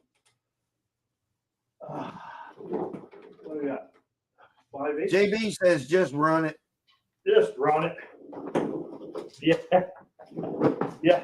He's just hoping that I run it and it breaks down halfway down the track. They do that in the first 75 miles, Ron says. Shows character. That's right, Brooks a Million. I think every Mopar I've opened was exactly like that. Man, that's a lot of slop. Yeah, but I didn't expect, 3/4 of an inch. I expected maybe 1/4 inch. well, you got to lower your expectations. I guess so. Wow. Look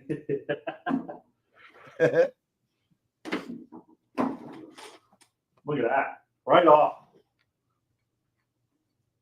JB says he's counting on it breaking down. That's how he's going to win. Yeah, exactly. First Responder Garage says, want me to explain why that chain is so loose? There you go. You want to jump in here? Yeah, you want to jump in? Please do, Damien. That's what One Eye Cat said too. Please do, Damien. Big Block says my 402 had that much slop in it. I upgraded to a billet setup and that made it happy. I've got a petty race car can be great in that 400. Apparently, I guess I'll have to put pistons and stuff in it too. I'll talk to you when I get out there, Ron. But I don't know if you can see this or not, but look at the inside of the engine right there. Can you see it? There. That thing's so clean. Yeah, look at it.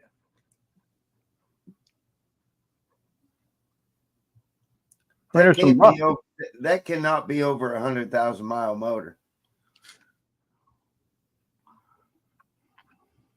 Well, I look at it this way. I got something I can work with. I mean, I had even the Buick motor had something I could work with. I like Michael Blacktree's answer there. What's that? I'd use that nylon gear for target practice. Yep, buddy. Sure enough. Yeah, but hey, it already got holes in it. Well, it needs a few more. Yeah. But look at this. That gear just.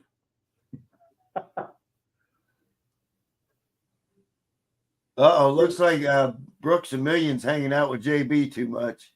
Yeah, there's hardly any. I didn't see no oil sling around here. I guess you don't need it. I know the 440 had an oil slinger on it. Pontiac does too. But that's a nice snug fit. All righty then.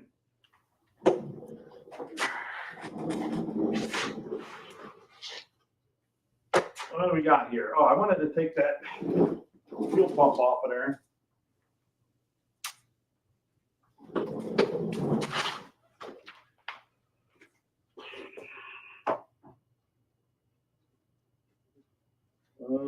There we go. JB. What's he saying? You're okay, JB. Dang, all these haters. Kiss my ass.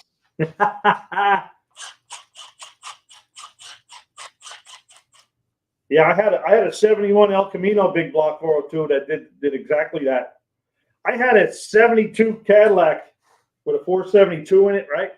I was Ooh, nice. flying down the highway about 80 miles an hour, and the engine just stopped.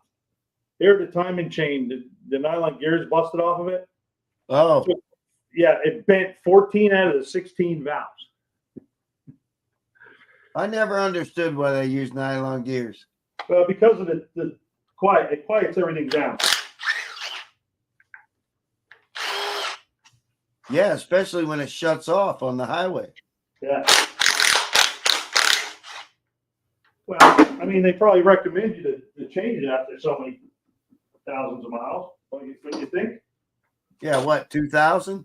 No.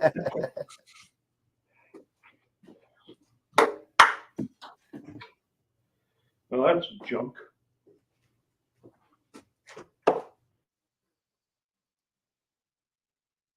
Oh, you froze up, Buck. I don't know if you know it, but you froze up solid there, my brother, holding the fuel pump. What's that? You froze up solid. What fuel pump? Your internet. Because I never used oil slingers. Rubbed on the cover once. I quit slingers cold turkey. Then quit slingers cold turkey. Put the chain in backwards. It will cut the nylon and polish the chain the other way. How about that?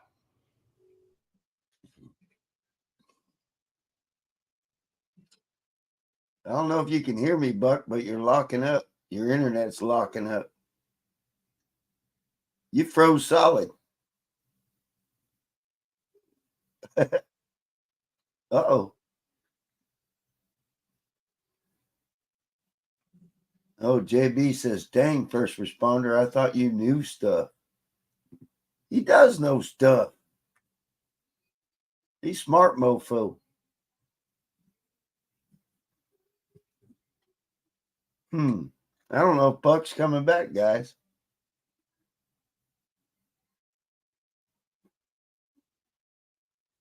Yeah, welcome to the Skip Show, says Brooks Amelia.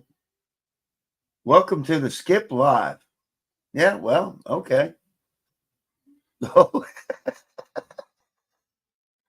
Okay, well, yeah, we're Skip Live now, aren't we? Well, dang. That was awful fun watching Buck tear that motor down. I don't know where he went. Buck, we want to see some more of that motor. The buck stops here. Yeah, there you go. He'll return shortly. First responder says tensioners will last forever. Yeah. Sing us a song, Skip. You don't want to hear my voice. Now, I can play drums and play guitar, but you don't want to hear me sing.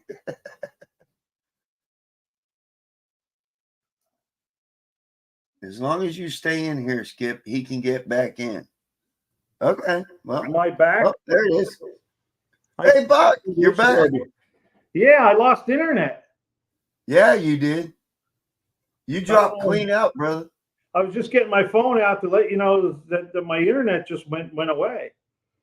Well, they're asking me to sing a song, and I told them I can play drums and I can play guitar, but you don't want to hear me sing.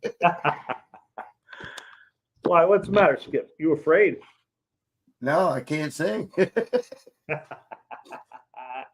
got to know his limitations. I can't even tune a piano. I only can tune a fish. I'm $1 short now.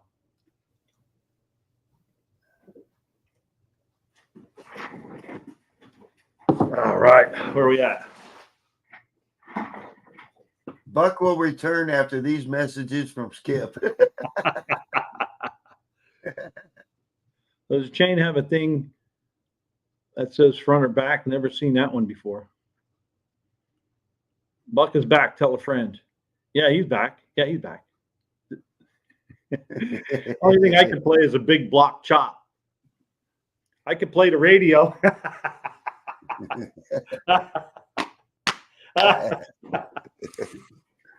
I lost my chat over here. The wife and I did a drum session the other night. We had a good time. Oh yeah. Yeah. She plays drums too. Okay, I'm going to try to get my chat back up in here. All right. In the meantime. Boy, you went down hard, didn't you? Lost everything. Yeah, I have a mesh unit out here in the garage. You know, the internet. Yeah, I was just sitting here yakking away, and all of a sudden it went big picture, and it was just me. Pop out chat. There we go. Let me put that up on the big screen. You know, when my ugly face went full screen, it scared everybody. There we go. What's Ron have to say there? Our local fire department had a spaghetti dinner for Veterans Day. I'm retired military, and they delivered to my garage. Thought that was nice. Oh, that's really cool, Ron. And thank you for your service. I also want to thank all the other veterans in here and all around the world. Service. Yes, thank you so much for your service. Thank you. I keep forgetting it's the 11th of. Well, you know what? Time flew. Skip. You know, ever since I got back from No Name Nationals, Man, I looked at the video. I pulled the buck into the garage, I think on the 3rd of October. All right. And I have it up in there. The 455 was in place on the 23rd of October. And then I just got it started on the 9th of November. So that ain't too bad. No. Especially you've been working all that overtime too. Plus, I just did 48 hours of overtime in 2 weeks. Damn. You know, so that's why we haven't seen you. And then the one before that, I had 44 hours overtime in 2 weeks. So in the month of October, I did 92 hours of overtime. Hey, there's Hunter. Hello, Hunter. What's happening, Hunter? JB, his piece of crap is going to have to wait till morning to get finished. Sand Mountain Ballistics. Yeah, Mr. Good Pontiac. to see you. Good to see him. What's up, Blaker? What up, Buckers? I'm just pulling a 400 Mopar apart. That's all. You guys got to go back and watch this tomorrow. That if you missed it so far, you got to check out what he's done. Well, I'm gonna turn it upside down, take the pan off. We'll take a look inside. Let's go. Let's go. Let's go. Come on. You know what that reminds me of? There's all those little notes you gave JB. Hey, let's get that truck finished. Come on. Let's get her done. Hey, yeah, no slacking. Oh. Well, I got to get the lifters out before I turn it upside down. I might as well just throw them out because I'm not going to use this cam at all. That's for sure. Well, what do you think? What do you think, people? They just throw these lifters right out in this cam. Will they even slide out easily? It's probably a stock cam. Will they slide out easily, or are they going to have to be put out with the cam yanked? There's one. Okay. This could prove whether it's low mileage or not right here. 2, 3, 4.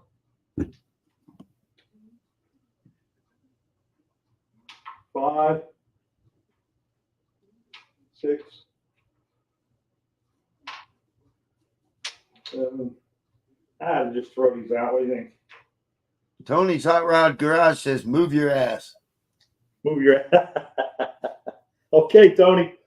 Hey, Tony, should I save these lifters and cam or should I just toss it? First responder says, don't throw away. Don't throw away. So Don't throw them away.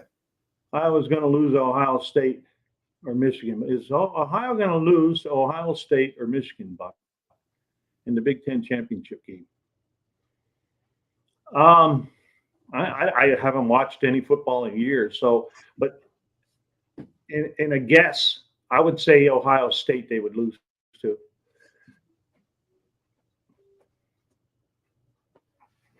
What is Take first into the responders grinder like saying? Oregon cams, grind and cut them for $3 to $5 each. Okay. Well, then should I keep them all in order or not? Nah. Once you grind them, it doesn't matter. Yeah, that's true. That's true. Tony's Hot Rod Garage says if they're not worn, keep them in order and save them. Really? But you They're not already worn. blew keeping them in order. Yeah, they look. I could see a dimple in them, Oh, so I would say they're worn. The sides are nice. But there's a dimple. I doubt if I could show you. nah, too shiny. Yeah. Okay.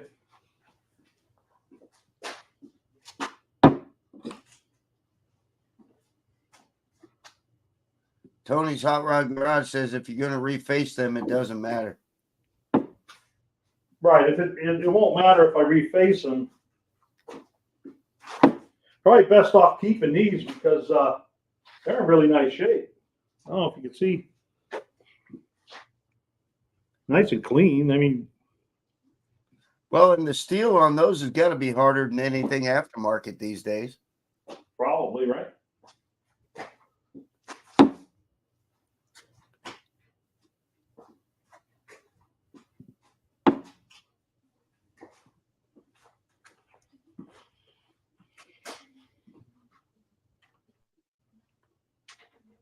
All right, let's move along here. We got to pull the oil pan.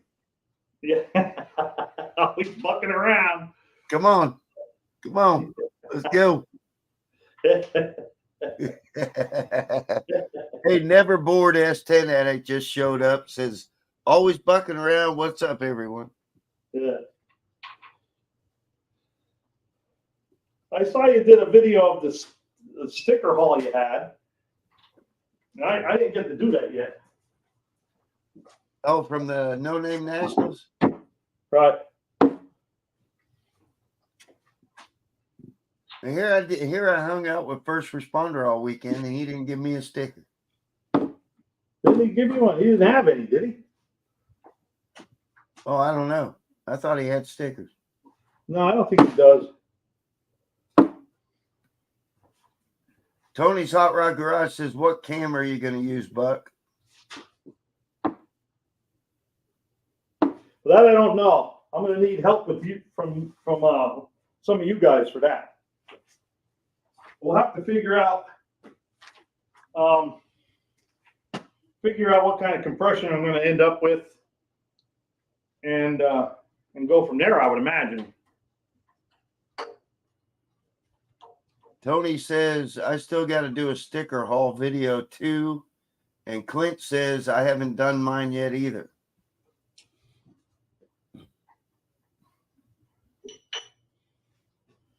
There's the oil pump shaft. Not too shabby.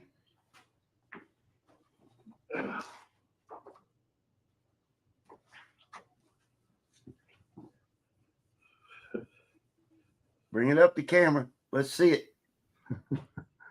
I guess it's too shiny. That doesn't look bad. It doesn't look like it's worn. No, there was a little bit there, but there's nothing.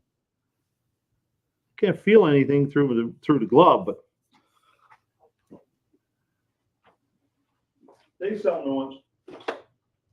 All right. Tony's Hot Rod Garage says you need to choose the cam first and build the engine to the cam. Oh, see?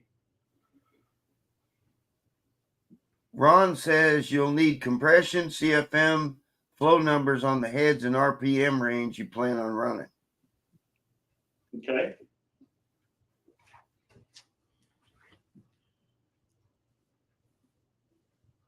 Look at the bushing surface. Oh, okay. Let me get a light and I'll show you. Looks pretty good. What am I doing my I think light? he's talking about the shaft underneath the gear. Right. It Yeah, didn't well, this look is all bad. this all looks good on this side. No, under the gear. Right, yeah. So and that looks good down in there too. Okay.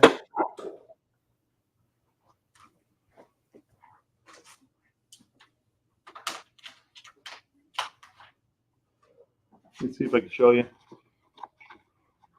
This is a fun live, Buck. I enjoy this.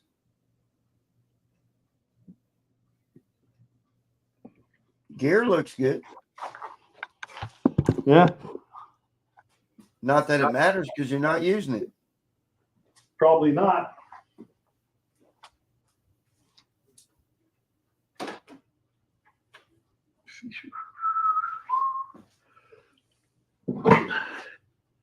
On the shaft buck, they're famous for being chewed up on the high mileage engines.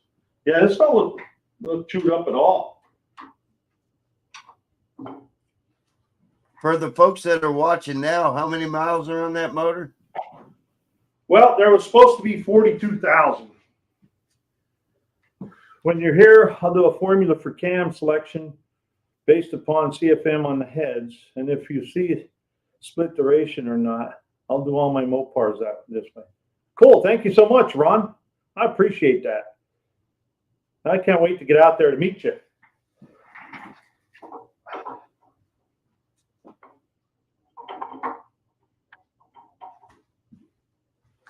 Yeah. There we go. Easy.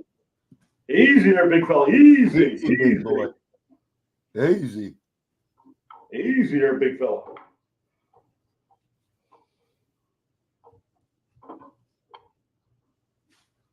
There you go.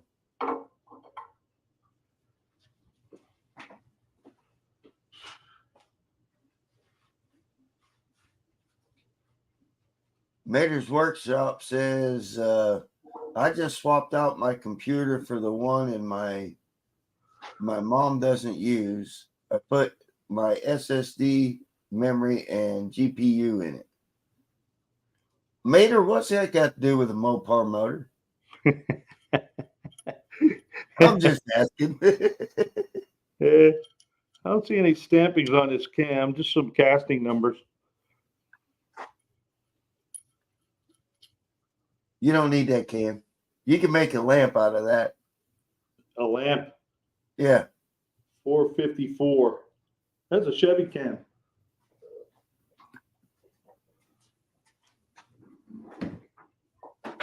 All right.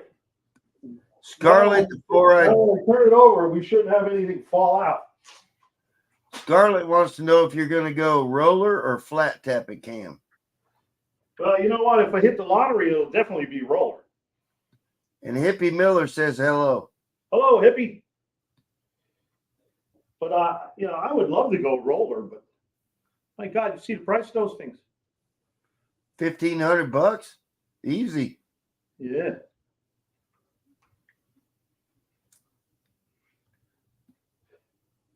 Well, that shaft bushing is in there nice and tight.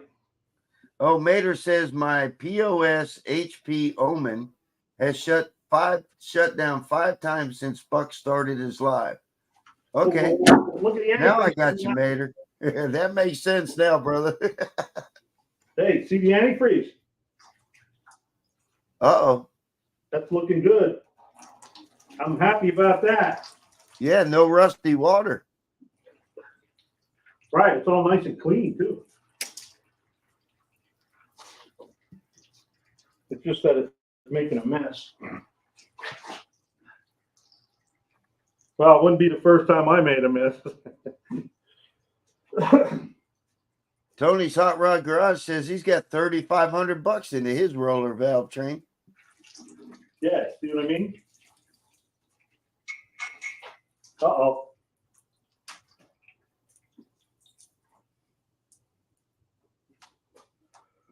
Darn it. Darn it.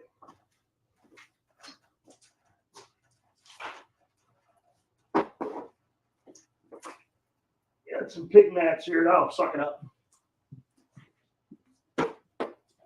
Now I feel bad for poor Mater over there. His computer shut down 5 times. You really?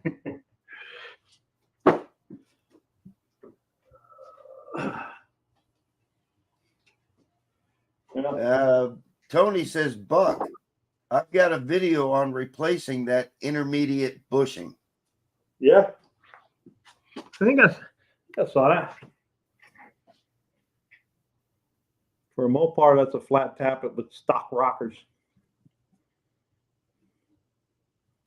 Now you got a mess, Buck. Yeah, how about it? I missed that second side of the block pouring the antifreeze out on me. Well, ain't nothing but a thing. We'll get it. I know Skip's waiting for this oil pan to come off here.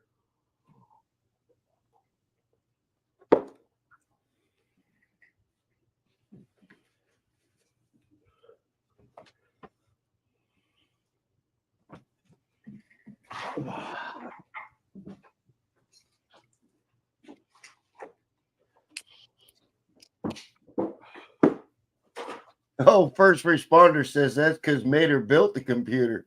Oh, that's cold. That's cold. That's just mean.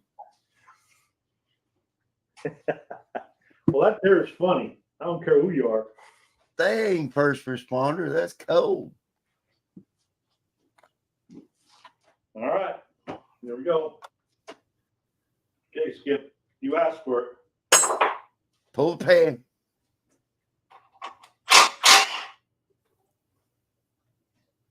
Yeah, they look like they're half inch in. I got to tell you, Buck, this is a very fun live. Well, It's fun to watch you tear it all down. Well, I I usually sit in front of there, and I thought, well, I'm gonna do something different this week. I know the last time I did this, everybody enjoyed it. I should have done a live of starting the Buick, or the Buck rather, but I didn't want to wait. I wanted to get it over with. Right. You know, and actually, I work second shift, so I only have a few hours in the morning. And then when I started to do the start it and do the cam brake in. I pushed it outside, and then it started raining on me. I had no hood on it, so I had to push it back in. Yep. I love that mushroom stuff. Buck did it now. Tony, mine is around 2,400 on the big Chev. Built all my computers. Voodoo solid roller cam and lifter. Chrysler 924s for the cam and roller lifter set. Wow, that's not bad. That ain't bad. I could probably, because I was thinking I should get rid of my Chrysler and get rid of my Honda Goldwing. That should net me at least $5,000, right? You don't want to get rid of the bike. I didn't ride at all this year, Skip. Oh, well, maybe you do need to get rid of the bike. I haven't been riding much, so maybe it's time to go then, huh? Well, I got rid of my Harley a couple years ago because I had two bikes and I couldn't ride both of them. So I kept the Honda because of the trailer goes with it, and then I go camping with the motorcycle. So that's why I did that.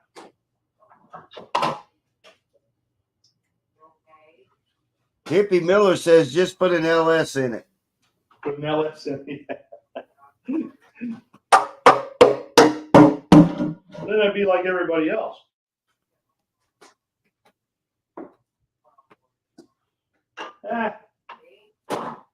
I enjoy this stuff.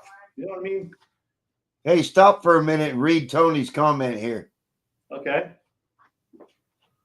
Because he's getting into your wallet. The cam and lifters is only half of it. Then you need springs, retainers, custom push rods. Yeah. F and LS. Yes, get rid of the Honda so you can get a real bike, a Harley Davidson. I had Harleys. And a buddy of mine used to say that. He said, Buck, he said, it's wants and needs. You don't need a Harley, you want one. And I said, yeah, I wanted one, and I got one. I didn't need one. I didn't need that Honda either, but I just wanted the trailer. And then I ended up riding the Honda, and I like it.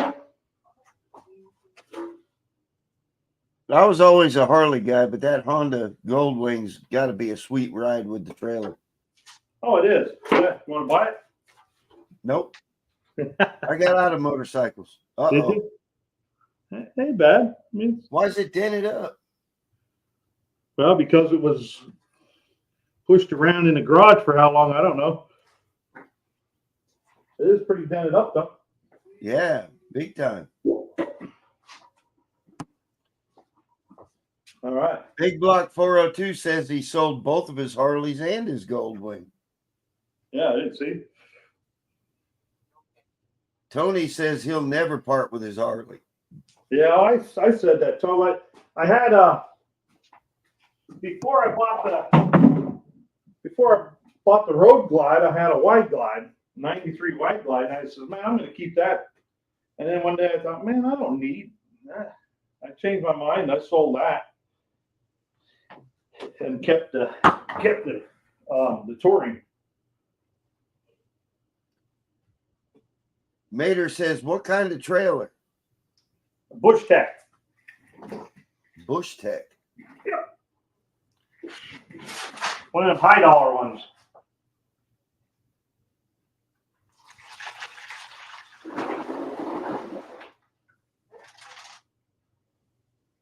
First Responder Garage says he had a Harley, then Buck sold it to get a motorcycle. Then what? I don't know. I don't understand that one. First sold it Responder. to get a motorcycle. Oh, and he's got laughy faces. Oh, no, I actually sold the Harley, and then I ended up buying the Buck with some of that money, and then the other, what was left out of that was went towards the Cruda. So I don't think that's a bad deal, do you? Clint says, Skip, you can come back. Motorcycles never forget. Well, Clint, I was a service manager for over a decade for Harley Davidson, and kind of over it. Maybe later. Maybe sometime I'll get another one. I don't know. Yeah. You know what? You can always get another one. It burns out your hobby when you're in the business.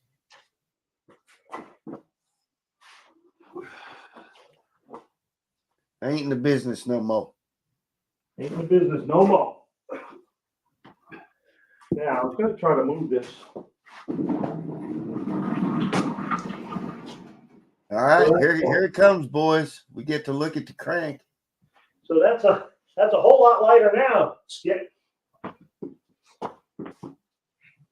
We get to see some crank action here in a minute. Yeah.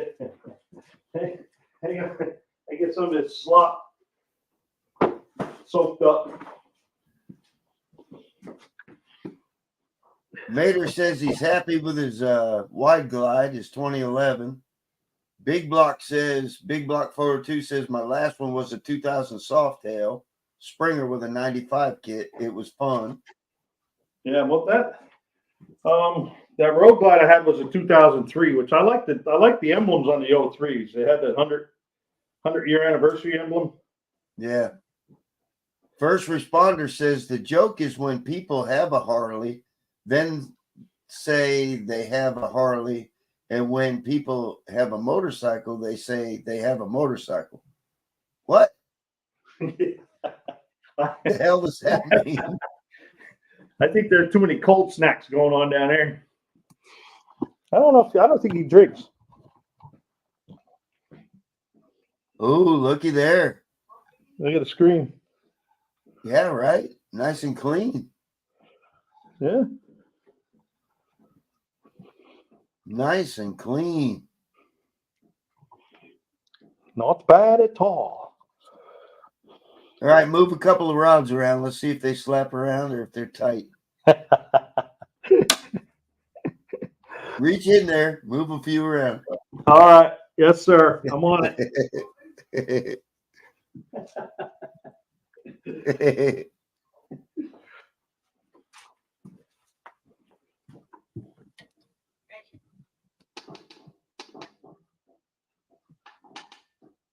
I can't get to that one, but we'll fix that right away.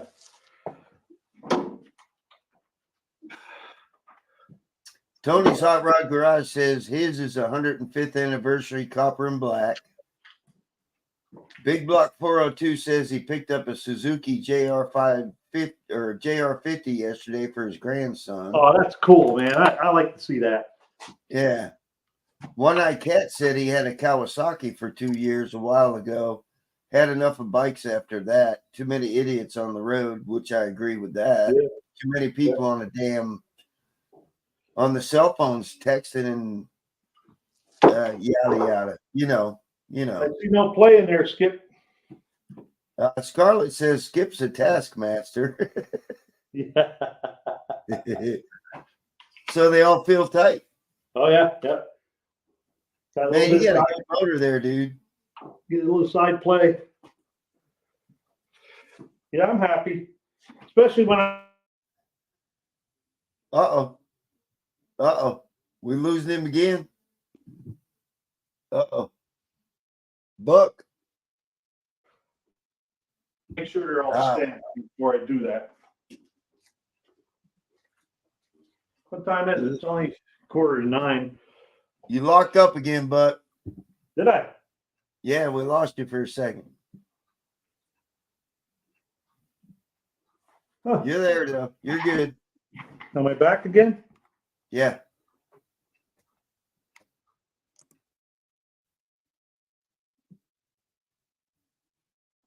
You locked up again.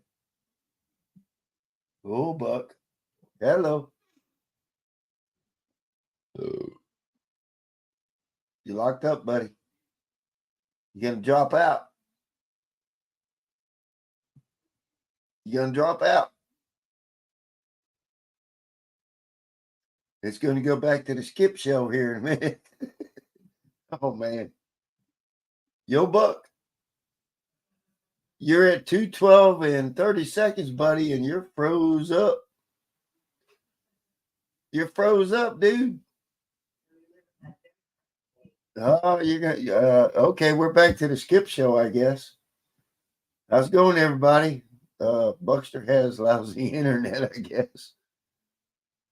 Yep, here we are. We're back to the Skip show. Now on full screen. Great. Sorry to scare everybody with my ugly mug, but hey. Okay, so I'm not sure what to say. We're supposed to be watching Buck open this motor up, and now you're looking at my ugly mug. Okay. Well, hello, everybody. We'll try to keep this going so Buck can come back. All right. Well, oh, hey. Got the sticker board all filled up over here. See it? Yeah. Well, with what I had, from the No Name Nationals, and I appreciate everybody giving me the stickers. I guess Buck really fell out on this one, didn't he? Fell out bad. What's Mater say? He got hit with a strong winter blast and froze. Yep. He fell clean out. Well, I've got oh. Hello. There he goes. There he is. There he is. He's back. Lost the internet again. Yeah, we saw that. Elbow cough. Yeah, I don't know. Man, you fell clean out. You were gone. Gone. Yeah. All right. I'm going to have to mark these rods because none of them are marked. You got the number? Yeah, I have. I have one. I have to go dig it out, but so apparently you don't have to do it tonight. Yeah, but apparently this engine hasn't been apart.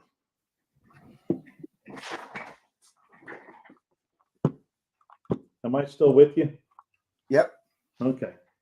Yep. Mater says you got hit with a strong winter blast and froze.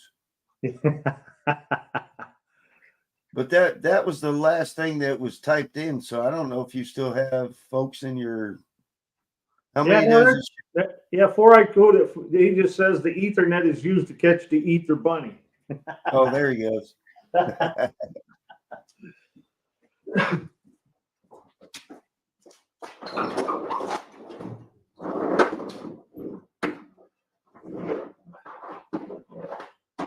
Hey, Buck. Yeah. That oil filter housing there. Uh-huh. Why don't you pop that thing off of there and let's see if it's nasty in there. Okay. I had to go get my wooden or my stampers. My stamp kit. What do we got? 9/16 on that thing? Probably, or 1/2 inch or 9/16. Oh, some are 9/16. I think the ones that go in the block are 9/16. Yes, boss. Do you know if that has a bypass in it? I'm sure it does.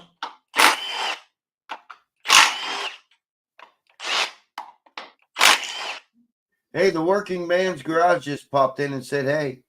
Hey, worker man.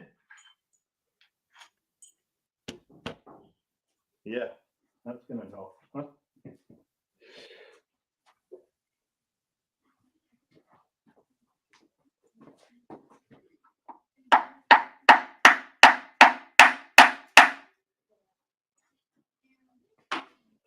One-Eye Cat says that looks like my set of stamps. Bought them just to mark my caps.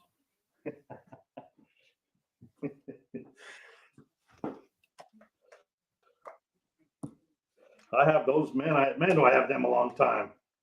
Probably the 90s. I think I bought them.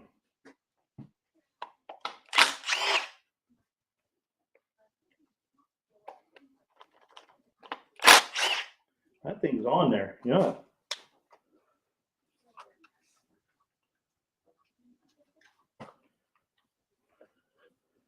I mean, I imagine it's just as clean as the rest of the motor. Yeah, well, the inside of the oil filter's clean. Unless I'm missing a bolt somewhere. I don't think so. Scarlet, the 4-eyed Cuda says, you must be a Rush fan. Working Man is a great song. The working man. The Working Man.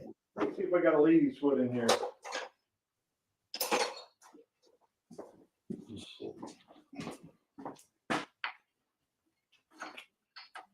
Easy, baby. Easy, baby. Easy. Easy, baby. Wow.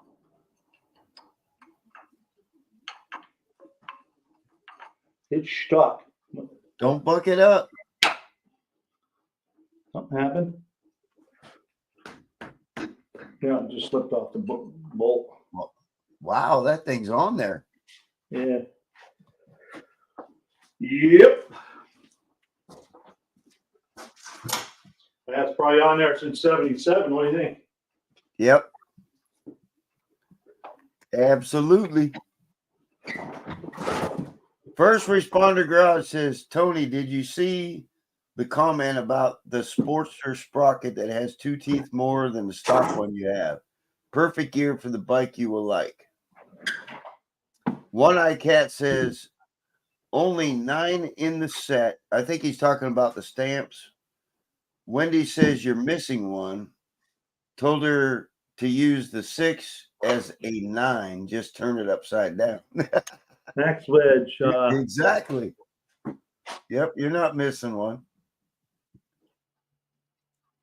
Max Wedge says, save the bypass spring from the old pump. My new pump has 95 pounds. Old springs helped. Oh.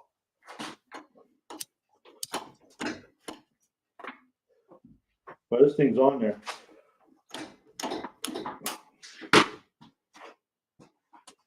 Might have to leave that one alone for tonight. Yeah. Wow.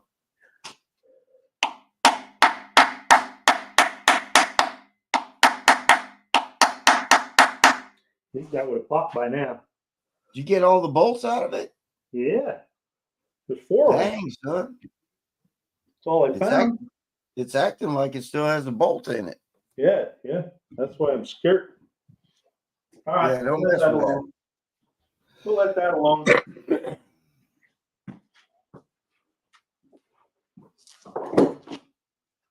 Maybe I'll put First some- responder says, "Is that a bolt I still see in the pump?" Yeah, that's just for the case stuff, or for the top part of the pump. That's not what puts it to the block.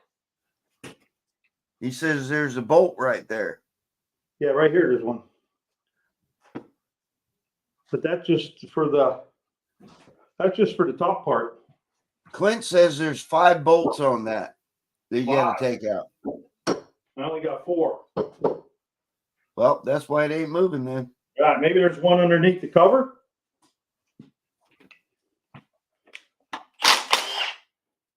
Max Wedge says hit with authority. Yeah. Hit with authority. Yeah, but that's you respect my authority. first responder says it's under the cover. Oh, there it went. Yeah, the cover come on. I don't see no bolts under there.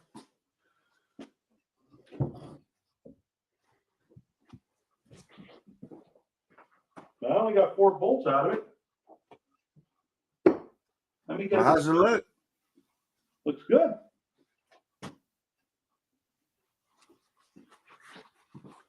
That's just the Oh, Wait. yeah. Grab the camera, show us the top. all right. Yes, sir. Come on now. Let's get after it. This is a Don't killer know. live you got going on here.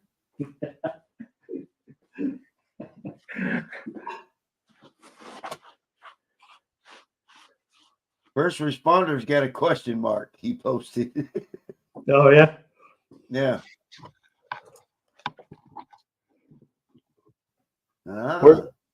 Where's this bolt? Is it down underneath the gears? I don't see nothing.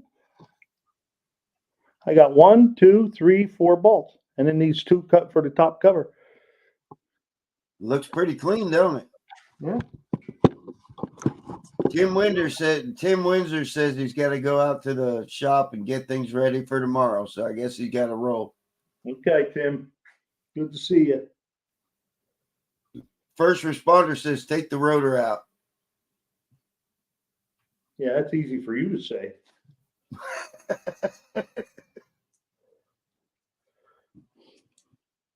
Let me see. I got a magnet.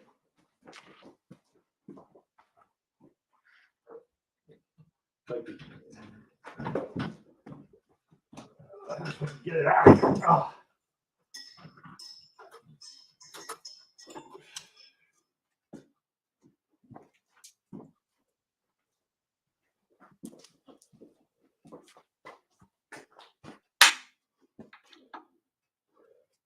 Not the magnet.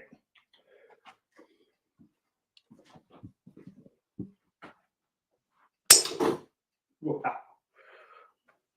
Max Wedge says I've seen the end of the month break off in the block before. I don't think he meant month.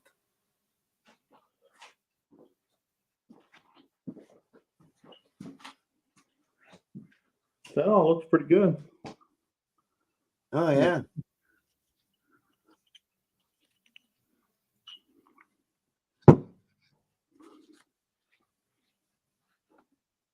Yeah, a couple something got down in there. Got some score marks on it.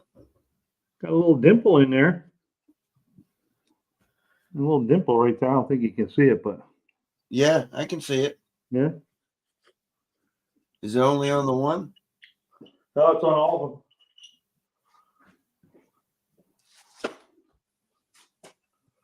Okay. I don't see any other bolts in here. She was just stuck on there good. I think it is. Let's give it a whack.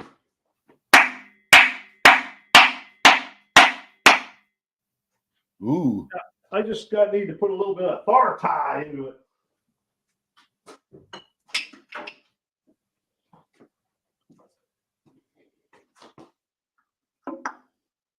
we go. All it was, Skip. There's no ring on there too. And a gasket. Got one of those super thin gaskets on it. Yeah, yeah. I don't know if you can see in there or not, but That looks clean. How's the wall look in it? good. I mean, I'll probably put a new oil pump in anyway, but Right. I don't think I need this piece though. Just the gears. All right. One thing I didn't do. Wonder if that oil pump, fuel pump, no, the fuel pump shaft will stay in there. Okay. All right. Well, you got a pretty good live there tearing down your motor. Yeah. I mean, I would have done it tomorrow anyway. Right? Yeah, but now you got view time. You got watch hours. Right. You got 226.20 right now. Okay, that ain't bad. Very cool. 3M.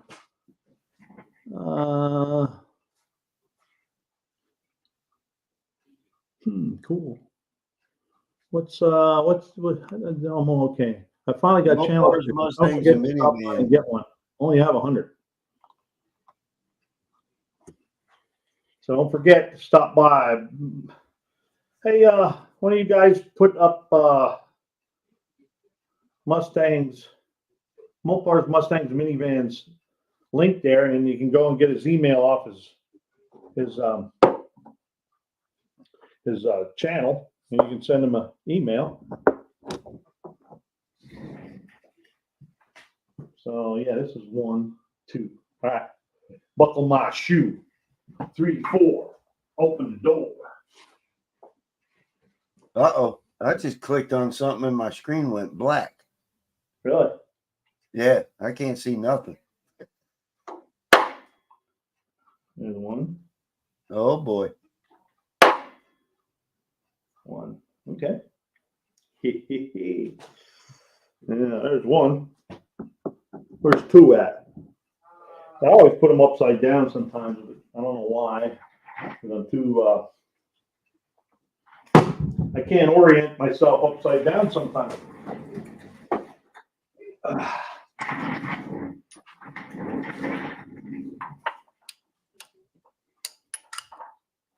You guys might be able to see me, but I can't see anything. My screen went black.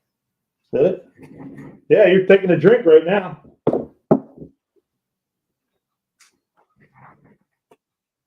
Well, my dinner was ready an hour ago, so maybe I need to take this black screen and say, okay. Thank you, Tim, and thank you, Unfinished Project. There's Mustangs, Mopar's Mustangs minivans. Catch y'all later. Time to hang out with the wifey. All right, Tony, thanks for stopping in. Well, Buck, I guess I'm going to jump out of here because I can't see a darn thing now. Everything went black.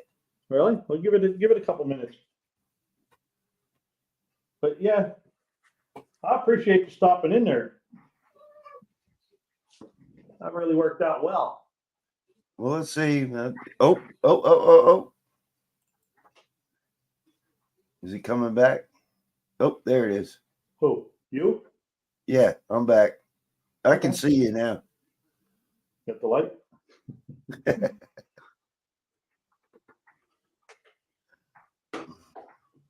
Oh, I do my light. Oh, right here.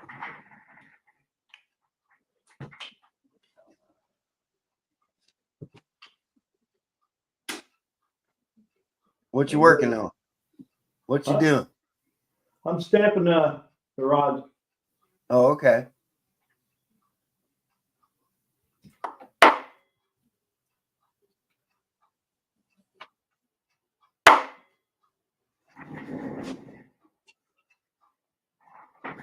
Yeah, I don't like that one. That's my chances of getting right back in there again. Ho-ho! So instead of number 1, it says 11.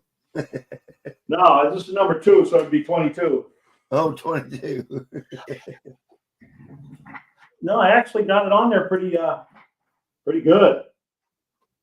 Right in the same spot again. Wonder how many times that'll happen. Well, you got what?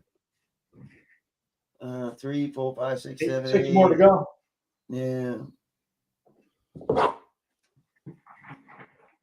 Stickers.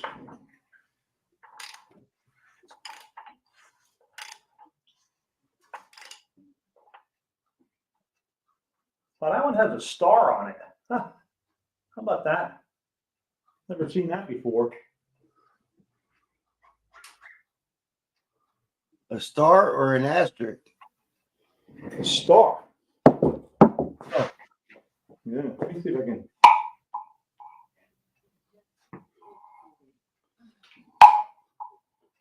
You son of a beep. All right. And this one don't have anything on it.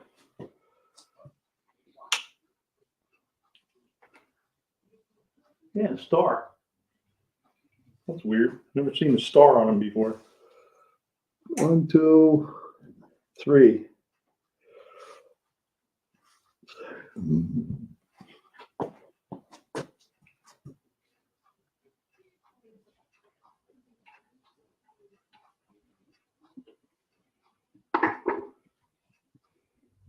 I need to come up some. Need some room, Skip. Come on now, Buck. Tighten up, son. Tighten up. Tighten up. Tighten up. Stop playing games.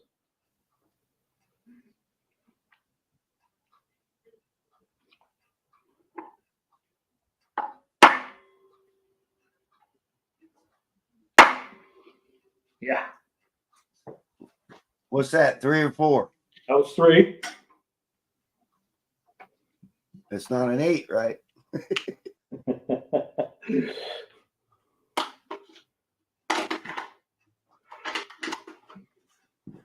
See, and we'll do 4. That's 4. 4. I was doing that on my 389, and my brother-in-law walked in, and I hit the wrong rod. Really? Yeah, I had to restamp it.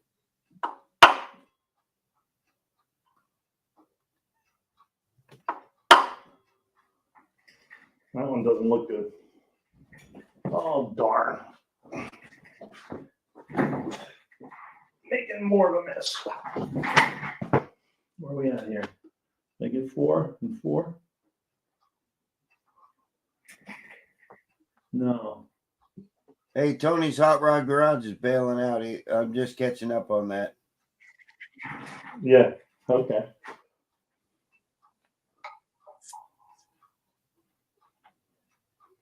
Max Wedge says cam bearings look good. Yeah, I never looked. I would think so if they felt good coming out.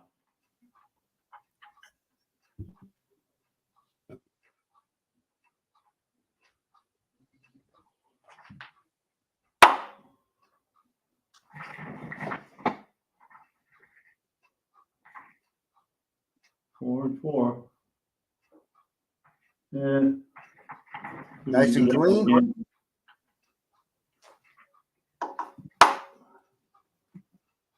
Darn.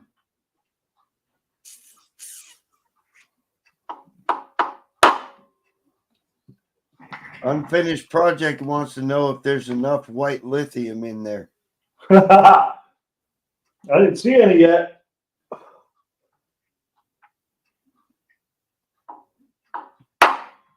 There we go.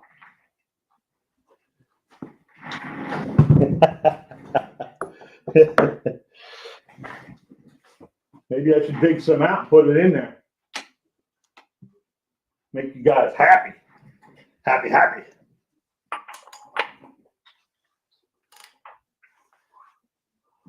Let's see if we can get this out of here. Yep. Does that feel smooth when you turn it like that on the crank? Oh, yeah. Yep. No tight spots? Nope. Nope, it actually feels really good.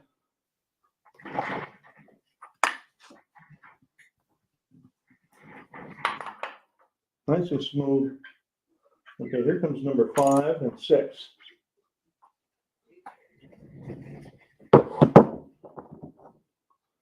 Am I missing enough white lithium grease in there? No, we need more. More power.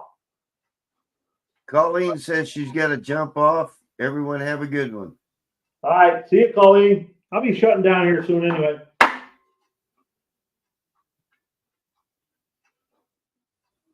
Clint Street Machines and First Responder are still here. They said goodnight to her. 5 is done. 6.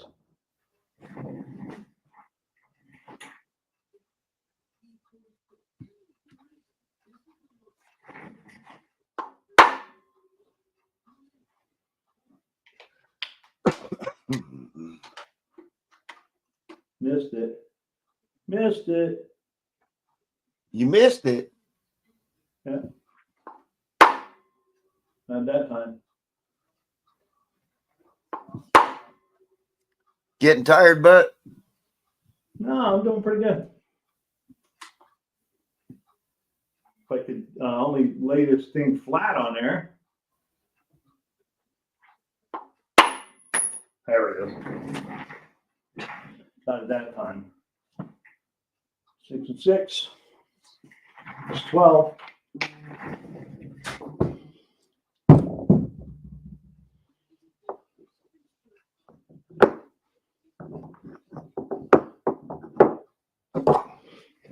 Two more.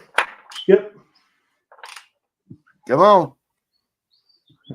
2 more and you're done for the night. Yeah. 7. I definitely want to take the rod or 2 off and look at the crank. Then we'll shut her down, maybe. I don't know. What do you guys think? Pull the number 1 rod cap. All right. Well, let me get these done so I don't forget. No, I'm just saying after you're done with that. Okay.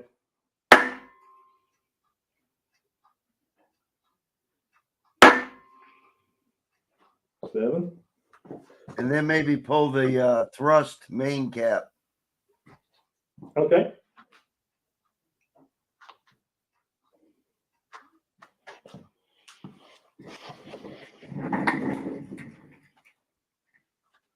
Can't see it, can't see it, can't see.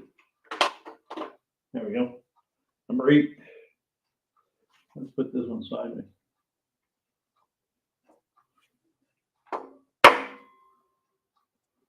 Which one is the thrust main cap on a Mopar? Should be the one right in the middle here, number 3.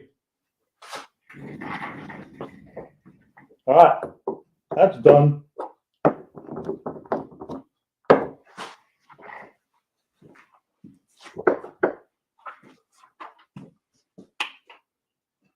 You want number 1? I'll bring you number 1.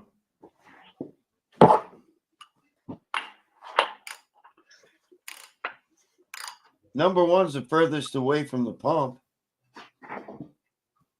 No, that would be the pump's right here. Oh, I'm thinking Chevrolet. Sorry. Yeah. So go to the back. Go to number 8.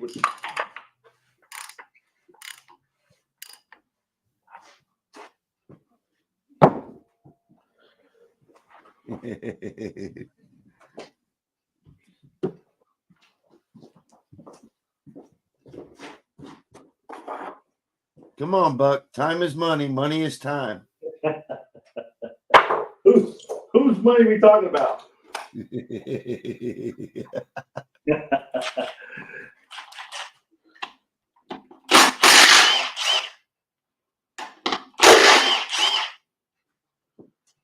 Ooh, here we go. We're going to get to see it. Well, that came right out, too. Wow. Ooh.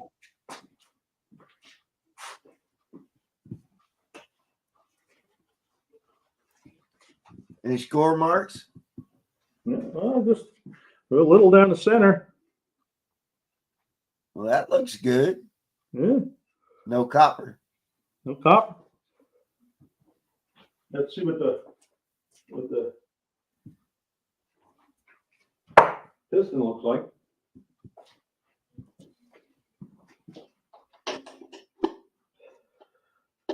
That looks good too.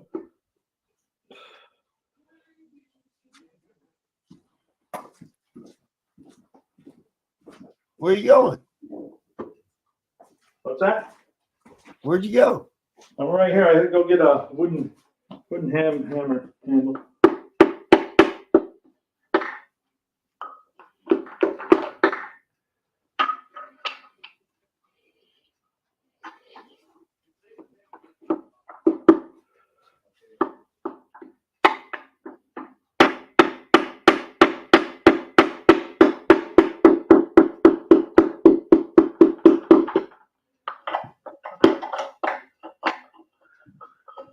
Almost, Skip. Almost.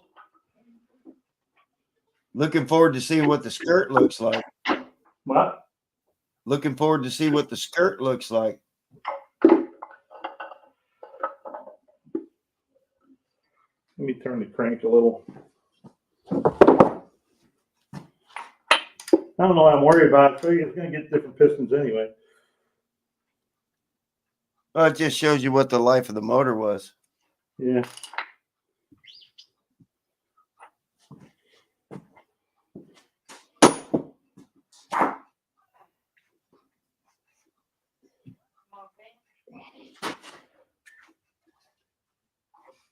All right.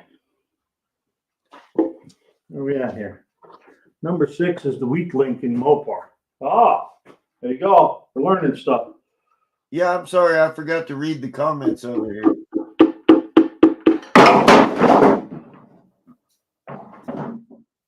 Dang it, Buck. More mess. I'm going to have to turn it up and let all the oil drain out because it was all sitting in the bottom of the piston. Dang it, Buck. Dang it. Dang it, Buck. First responder says the bearing will be wider in the middle. And he asked, did it come out of a motorhome? No, it came out of four-wheel drive, right? Right, it come out of a W300 fire truck. Oh, fire truck. Yep. Yeah, I saw the truck that it came out of.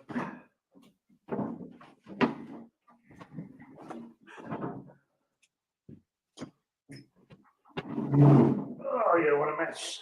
What a mess, what a mess. Let's see if we can breathe some of that out of there first. First responder says, I told you to put a cardboard or a mat. I thought I was cleaner than this. Well, we kind of got you on task here, and we're kind of putting you through the motion. Yeah. Well, I mean, I got some degreaser, pressure washer. I'll wash the floor up probably tomorrow. Don't throw that pickup away. No. That pickup will go with that pan and the pan and the motor mounts and I could probably sell those, the pan, the motor mounts, and the manifolds to somebody putting a big block in a truck. Tell me more about the W300. You can use it for reference too. He just bought it for parts because they had the lights and all on the roof, right? Had the lights and all on the roof, and they left all the holes in there, so all the water just come inside and just ruined it. He said all he got out of it was like the dash and stuff, but it's pretty well toasted. But it was a dually truck with fire truck with the utility box on it, with all the drawers and stuff in it, or the doors. It wasn't real long. You mean like Squad 51 on emergency? Yeah, there you go. Something like that. 9 out of 10 blown big blocks. Number 6 leaves the block. 9 out of 10 of them.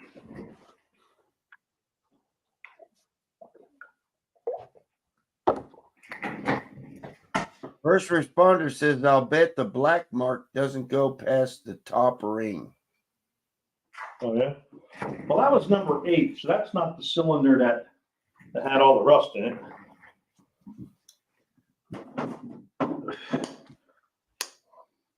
Let me wipe it down here.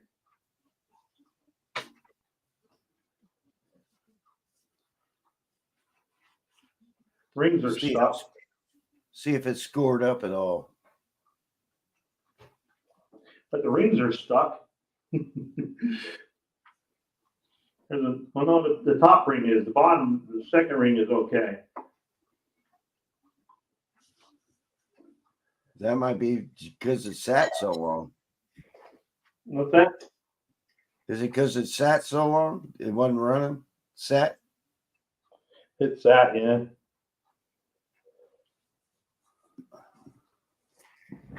Well, there's the upper half of that bearing. Yep, it's got that center mark again like the other part. Yeah. I might have got some dirt in there. You know, I saw that thing in the oil pump.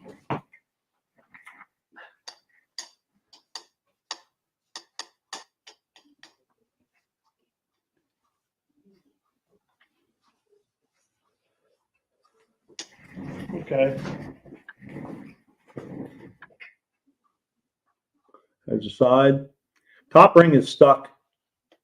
The other side. That doesn't look terrible. No. Pin's nice Not and at all. smooth. Everything's real smooth. The top ring is stuck, so Unfinished project. Probably had good gap. Unfinished project is asking, did you get the transmission also? Yes, I got a 727 transmission with it. The transfer case he was keeping. First responder says, so usually it's 7, but on a Chevy, because of oil rollback and the rod smacking the oil slosh, it smashes the bearing and gets loose. Okay. Now I want to turn this upside down and let all that oil drain out of there. I guess I could look at the crank first.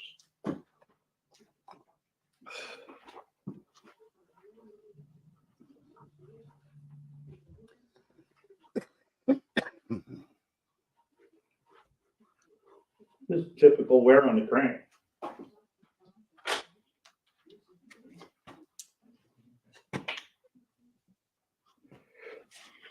I don't know if I can Camera get the time. Camera time. typical wear on the crank, I would think. See if I can block some of the light. It's hard to tell. All right. Looks good though. Yeah, we gotta let her drip dry overnight, I think. I'll spin this around, let her drip dry, because there's a whole lot of oil down inside these pistons and stuff.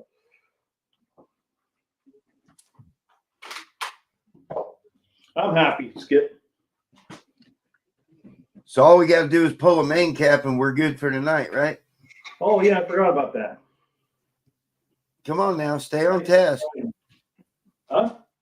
Stay on task now. I got the other socket. Stay on task. 11, 13, 14. That's an 18, 19. Max Wedge says number 6 shares oil with the camshaft. Oh.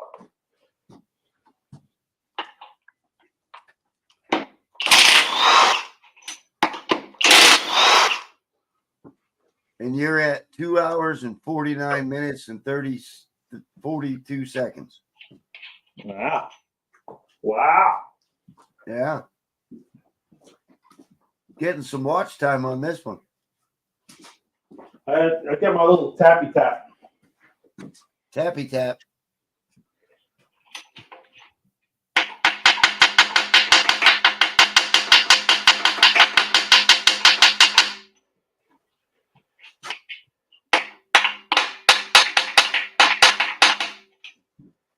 on now. That one's in there. Getting buck wild with the hammer. But wow.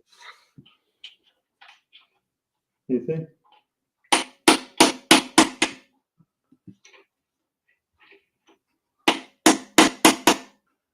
Hey, it came loose. Finally.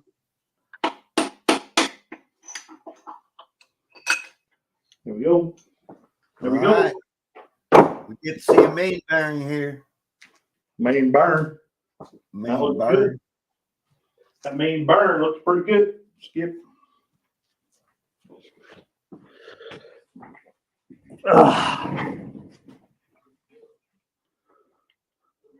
Oh yeah, looky there. Hey, look at the thrust too. Yeah. Clean. Yeah. Not bad, not bad, not bad. No, not at all. Okay. Got you a good motor there, dude. I believe so. We just need some tender loving care with it. Oh, you locked up again. Did I? Nope, no, you're back. Okay. All right. The only question that comes up is why there's dark spots in those cylinders, you know, if it's going to be all right there. Well, I will definitely have the block cleaned and all that, you know what I mean? And then I'll get it decked and all that, and then the head's done. I don't know if I'll use them heads or not, or buy aluminum ones, or what'll go on there. All depends on the money situation. Right. Yeah. And these days, that's getting tighter and tighter. Yeah, if I could sell some stuff, I could buy all kinds of stuff.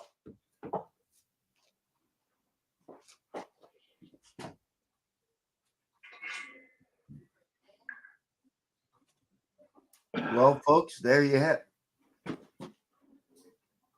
There you have it. Buck tore it down. There we go. Hey, now grab a flashlight and check those cam bearings. Somebody asked about them. Yes, sir. I think it was Max Wedge. I don't remember who asked about the cam bearings. Did they look all right? Well, this one's chewed up on the outside here. Has some pieces missing. But the rest of them look good. All the babbin's still on them. Looks like that last one isn't in as much as it should be, though.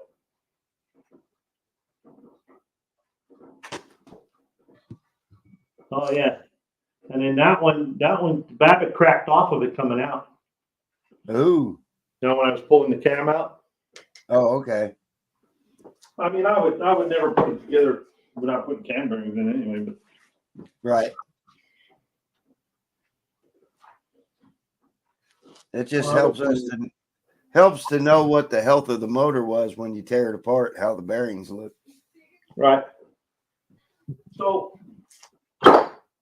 that's that. I'll let that drip dry. Clean up my mess tomorrow, and go from there. Well, Buck, I have to tell you, I had a fun evening. Yeah, it was fun, wasn't it? I enjoy doing this stuff. I mean, full groove bearing. I didn't notice that. I didn't notice that. But it's a pretty clean motor inside. Trick Flow 240 heads. There you go. They're only like $3,000, 3,200 or something like that.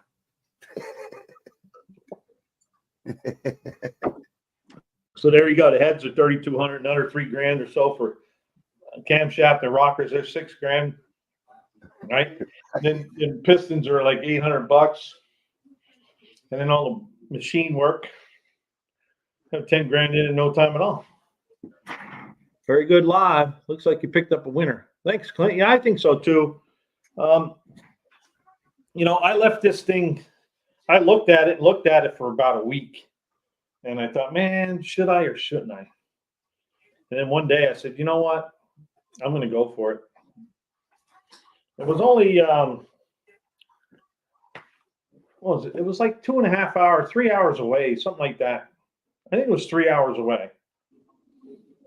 So I left Sunday morning, 270 in a cross ram. There you go.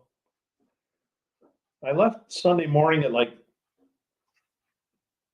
I don't know, 6 o'clock in the morning or something like that. Went and picked the engine and transmission up,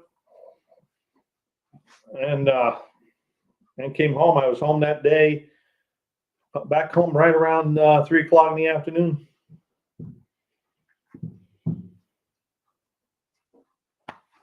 So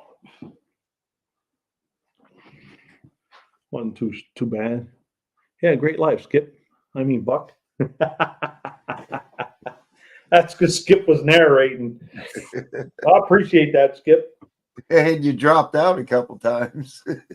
I know. I don't know what's going on with the internet here, but I lost it twice. Well, there was one time when you dropped out, and I just said, "Hey, check out my new stickers." Yeah.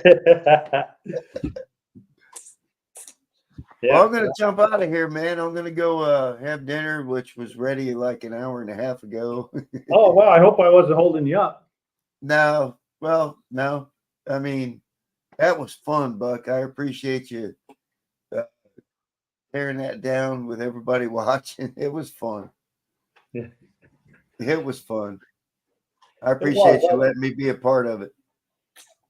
Yeah, and well, like I said, I enjoy doing this stuff. I like taking it apart, and we either get this one or the other one. Probably build this one since it looks so good. You know what I mean? So what I'm going to do would be I'll strip it down, and I'll take it to the machine shop either next week or the week after, and then have them check it and magnaflux it and all that other neat stuff, Right. And then we'll decide what we need to do with the cylinders and how far to go. Well, the only question really out of that whole motor is, why has it got those discolorations in the cylinder? Well, like I said, this thing was, when I first got it, he said it spun over, but I can only move it about 70 degrees. All right. So I put PB Blaster in the cylinders, and the next day I come out and I just start going back and forth, and then I got it to go. Okay. And then I put the starter on. I hooked the starter up right when I got it to go like 180 degrees or so. I took it all the way back, hit the starter on it, and then ran the starter right through it. Well, somebody in your chat here mentioned that the discoloration changed the metal. Right. That was my son, Constitutional Corner. Okay. Yeah. Yeah, he's getting technical. Technical. Yeah. I didn't know there was a whole lot to metallurgy until I worked at the steel plant. Can't believe all they do with metal. Right. And different compounds and stuff, but I don't know a whole lot about it. Me neither. Elbow cop. Yeah, there's Constitutional Corner. We were just talking about you right here. Elbow cop. All right, Buck. Well, I'm bailing out, brother. All right, Skip. It was great to have you. Great to see you again. Good talking to you. Great to see you again, and thank you for letting me hang out. All right, man. We'll see you again soon. I'll be back next week. Have a good night. All right, bye. There goes Skip.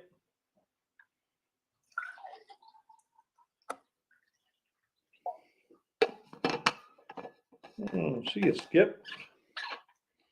All right, well, that was fun.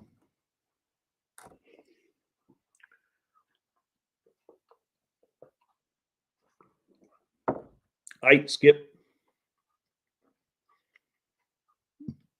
He's coding up some AI nonsense right now. Well, that's cool.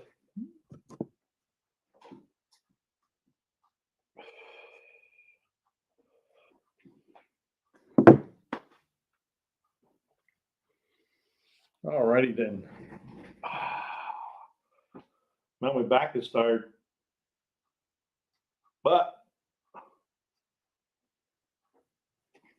I'm happy. I'm happy with that one. No more disassembly, clean it up, take the crank out, and decide what I'm going to do there. All right, 3 hours and 53 seconds. Last Capel, it's been hot on it. Tell you if it's been hot on it. Is it cold up there yet? Oh yeah, Tim Windsor says it's cold up there. Yeah, just take the mains off and pull the crank out with the pistons on it. I guess you could, couldn't you? I don't know. I never tried that. Not all of them will come out the bottom, will they? All right. With that, I think we're going to end it here. And I think it's, let's see what the temp is. 41 degrees here. So it isn't that cold. I'll open up the garage here, try to let some of this stuff air out. And then close everything up. Good night, Buck, et al. Yeah, we're going to shut her down here.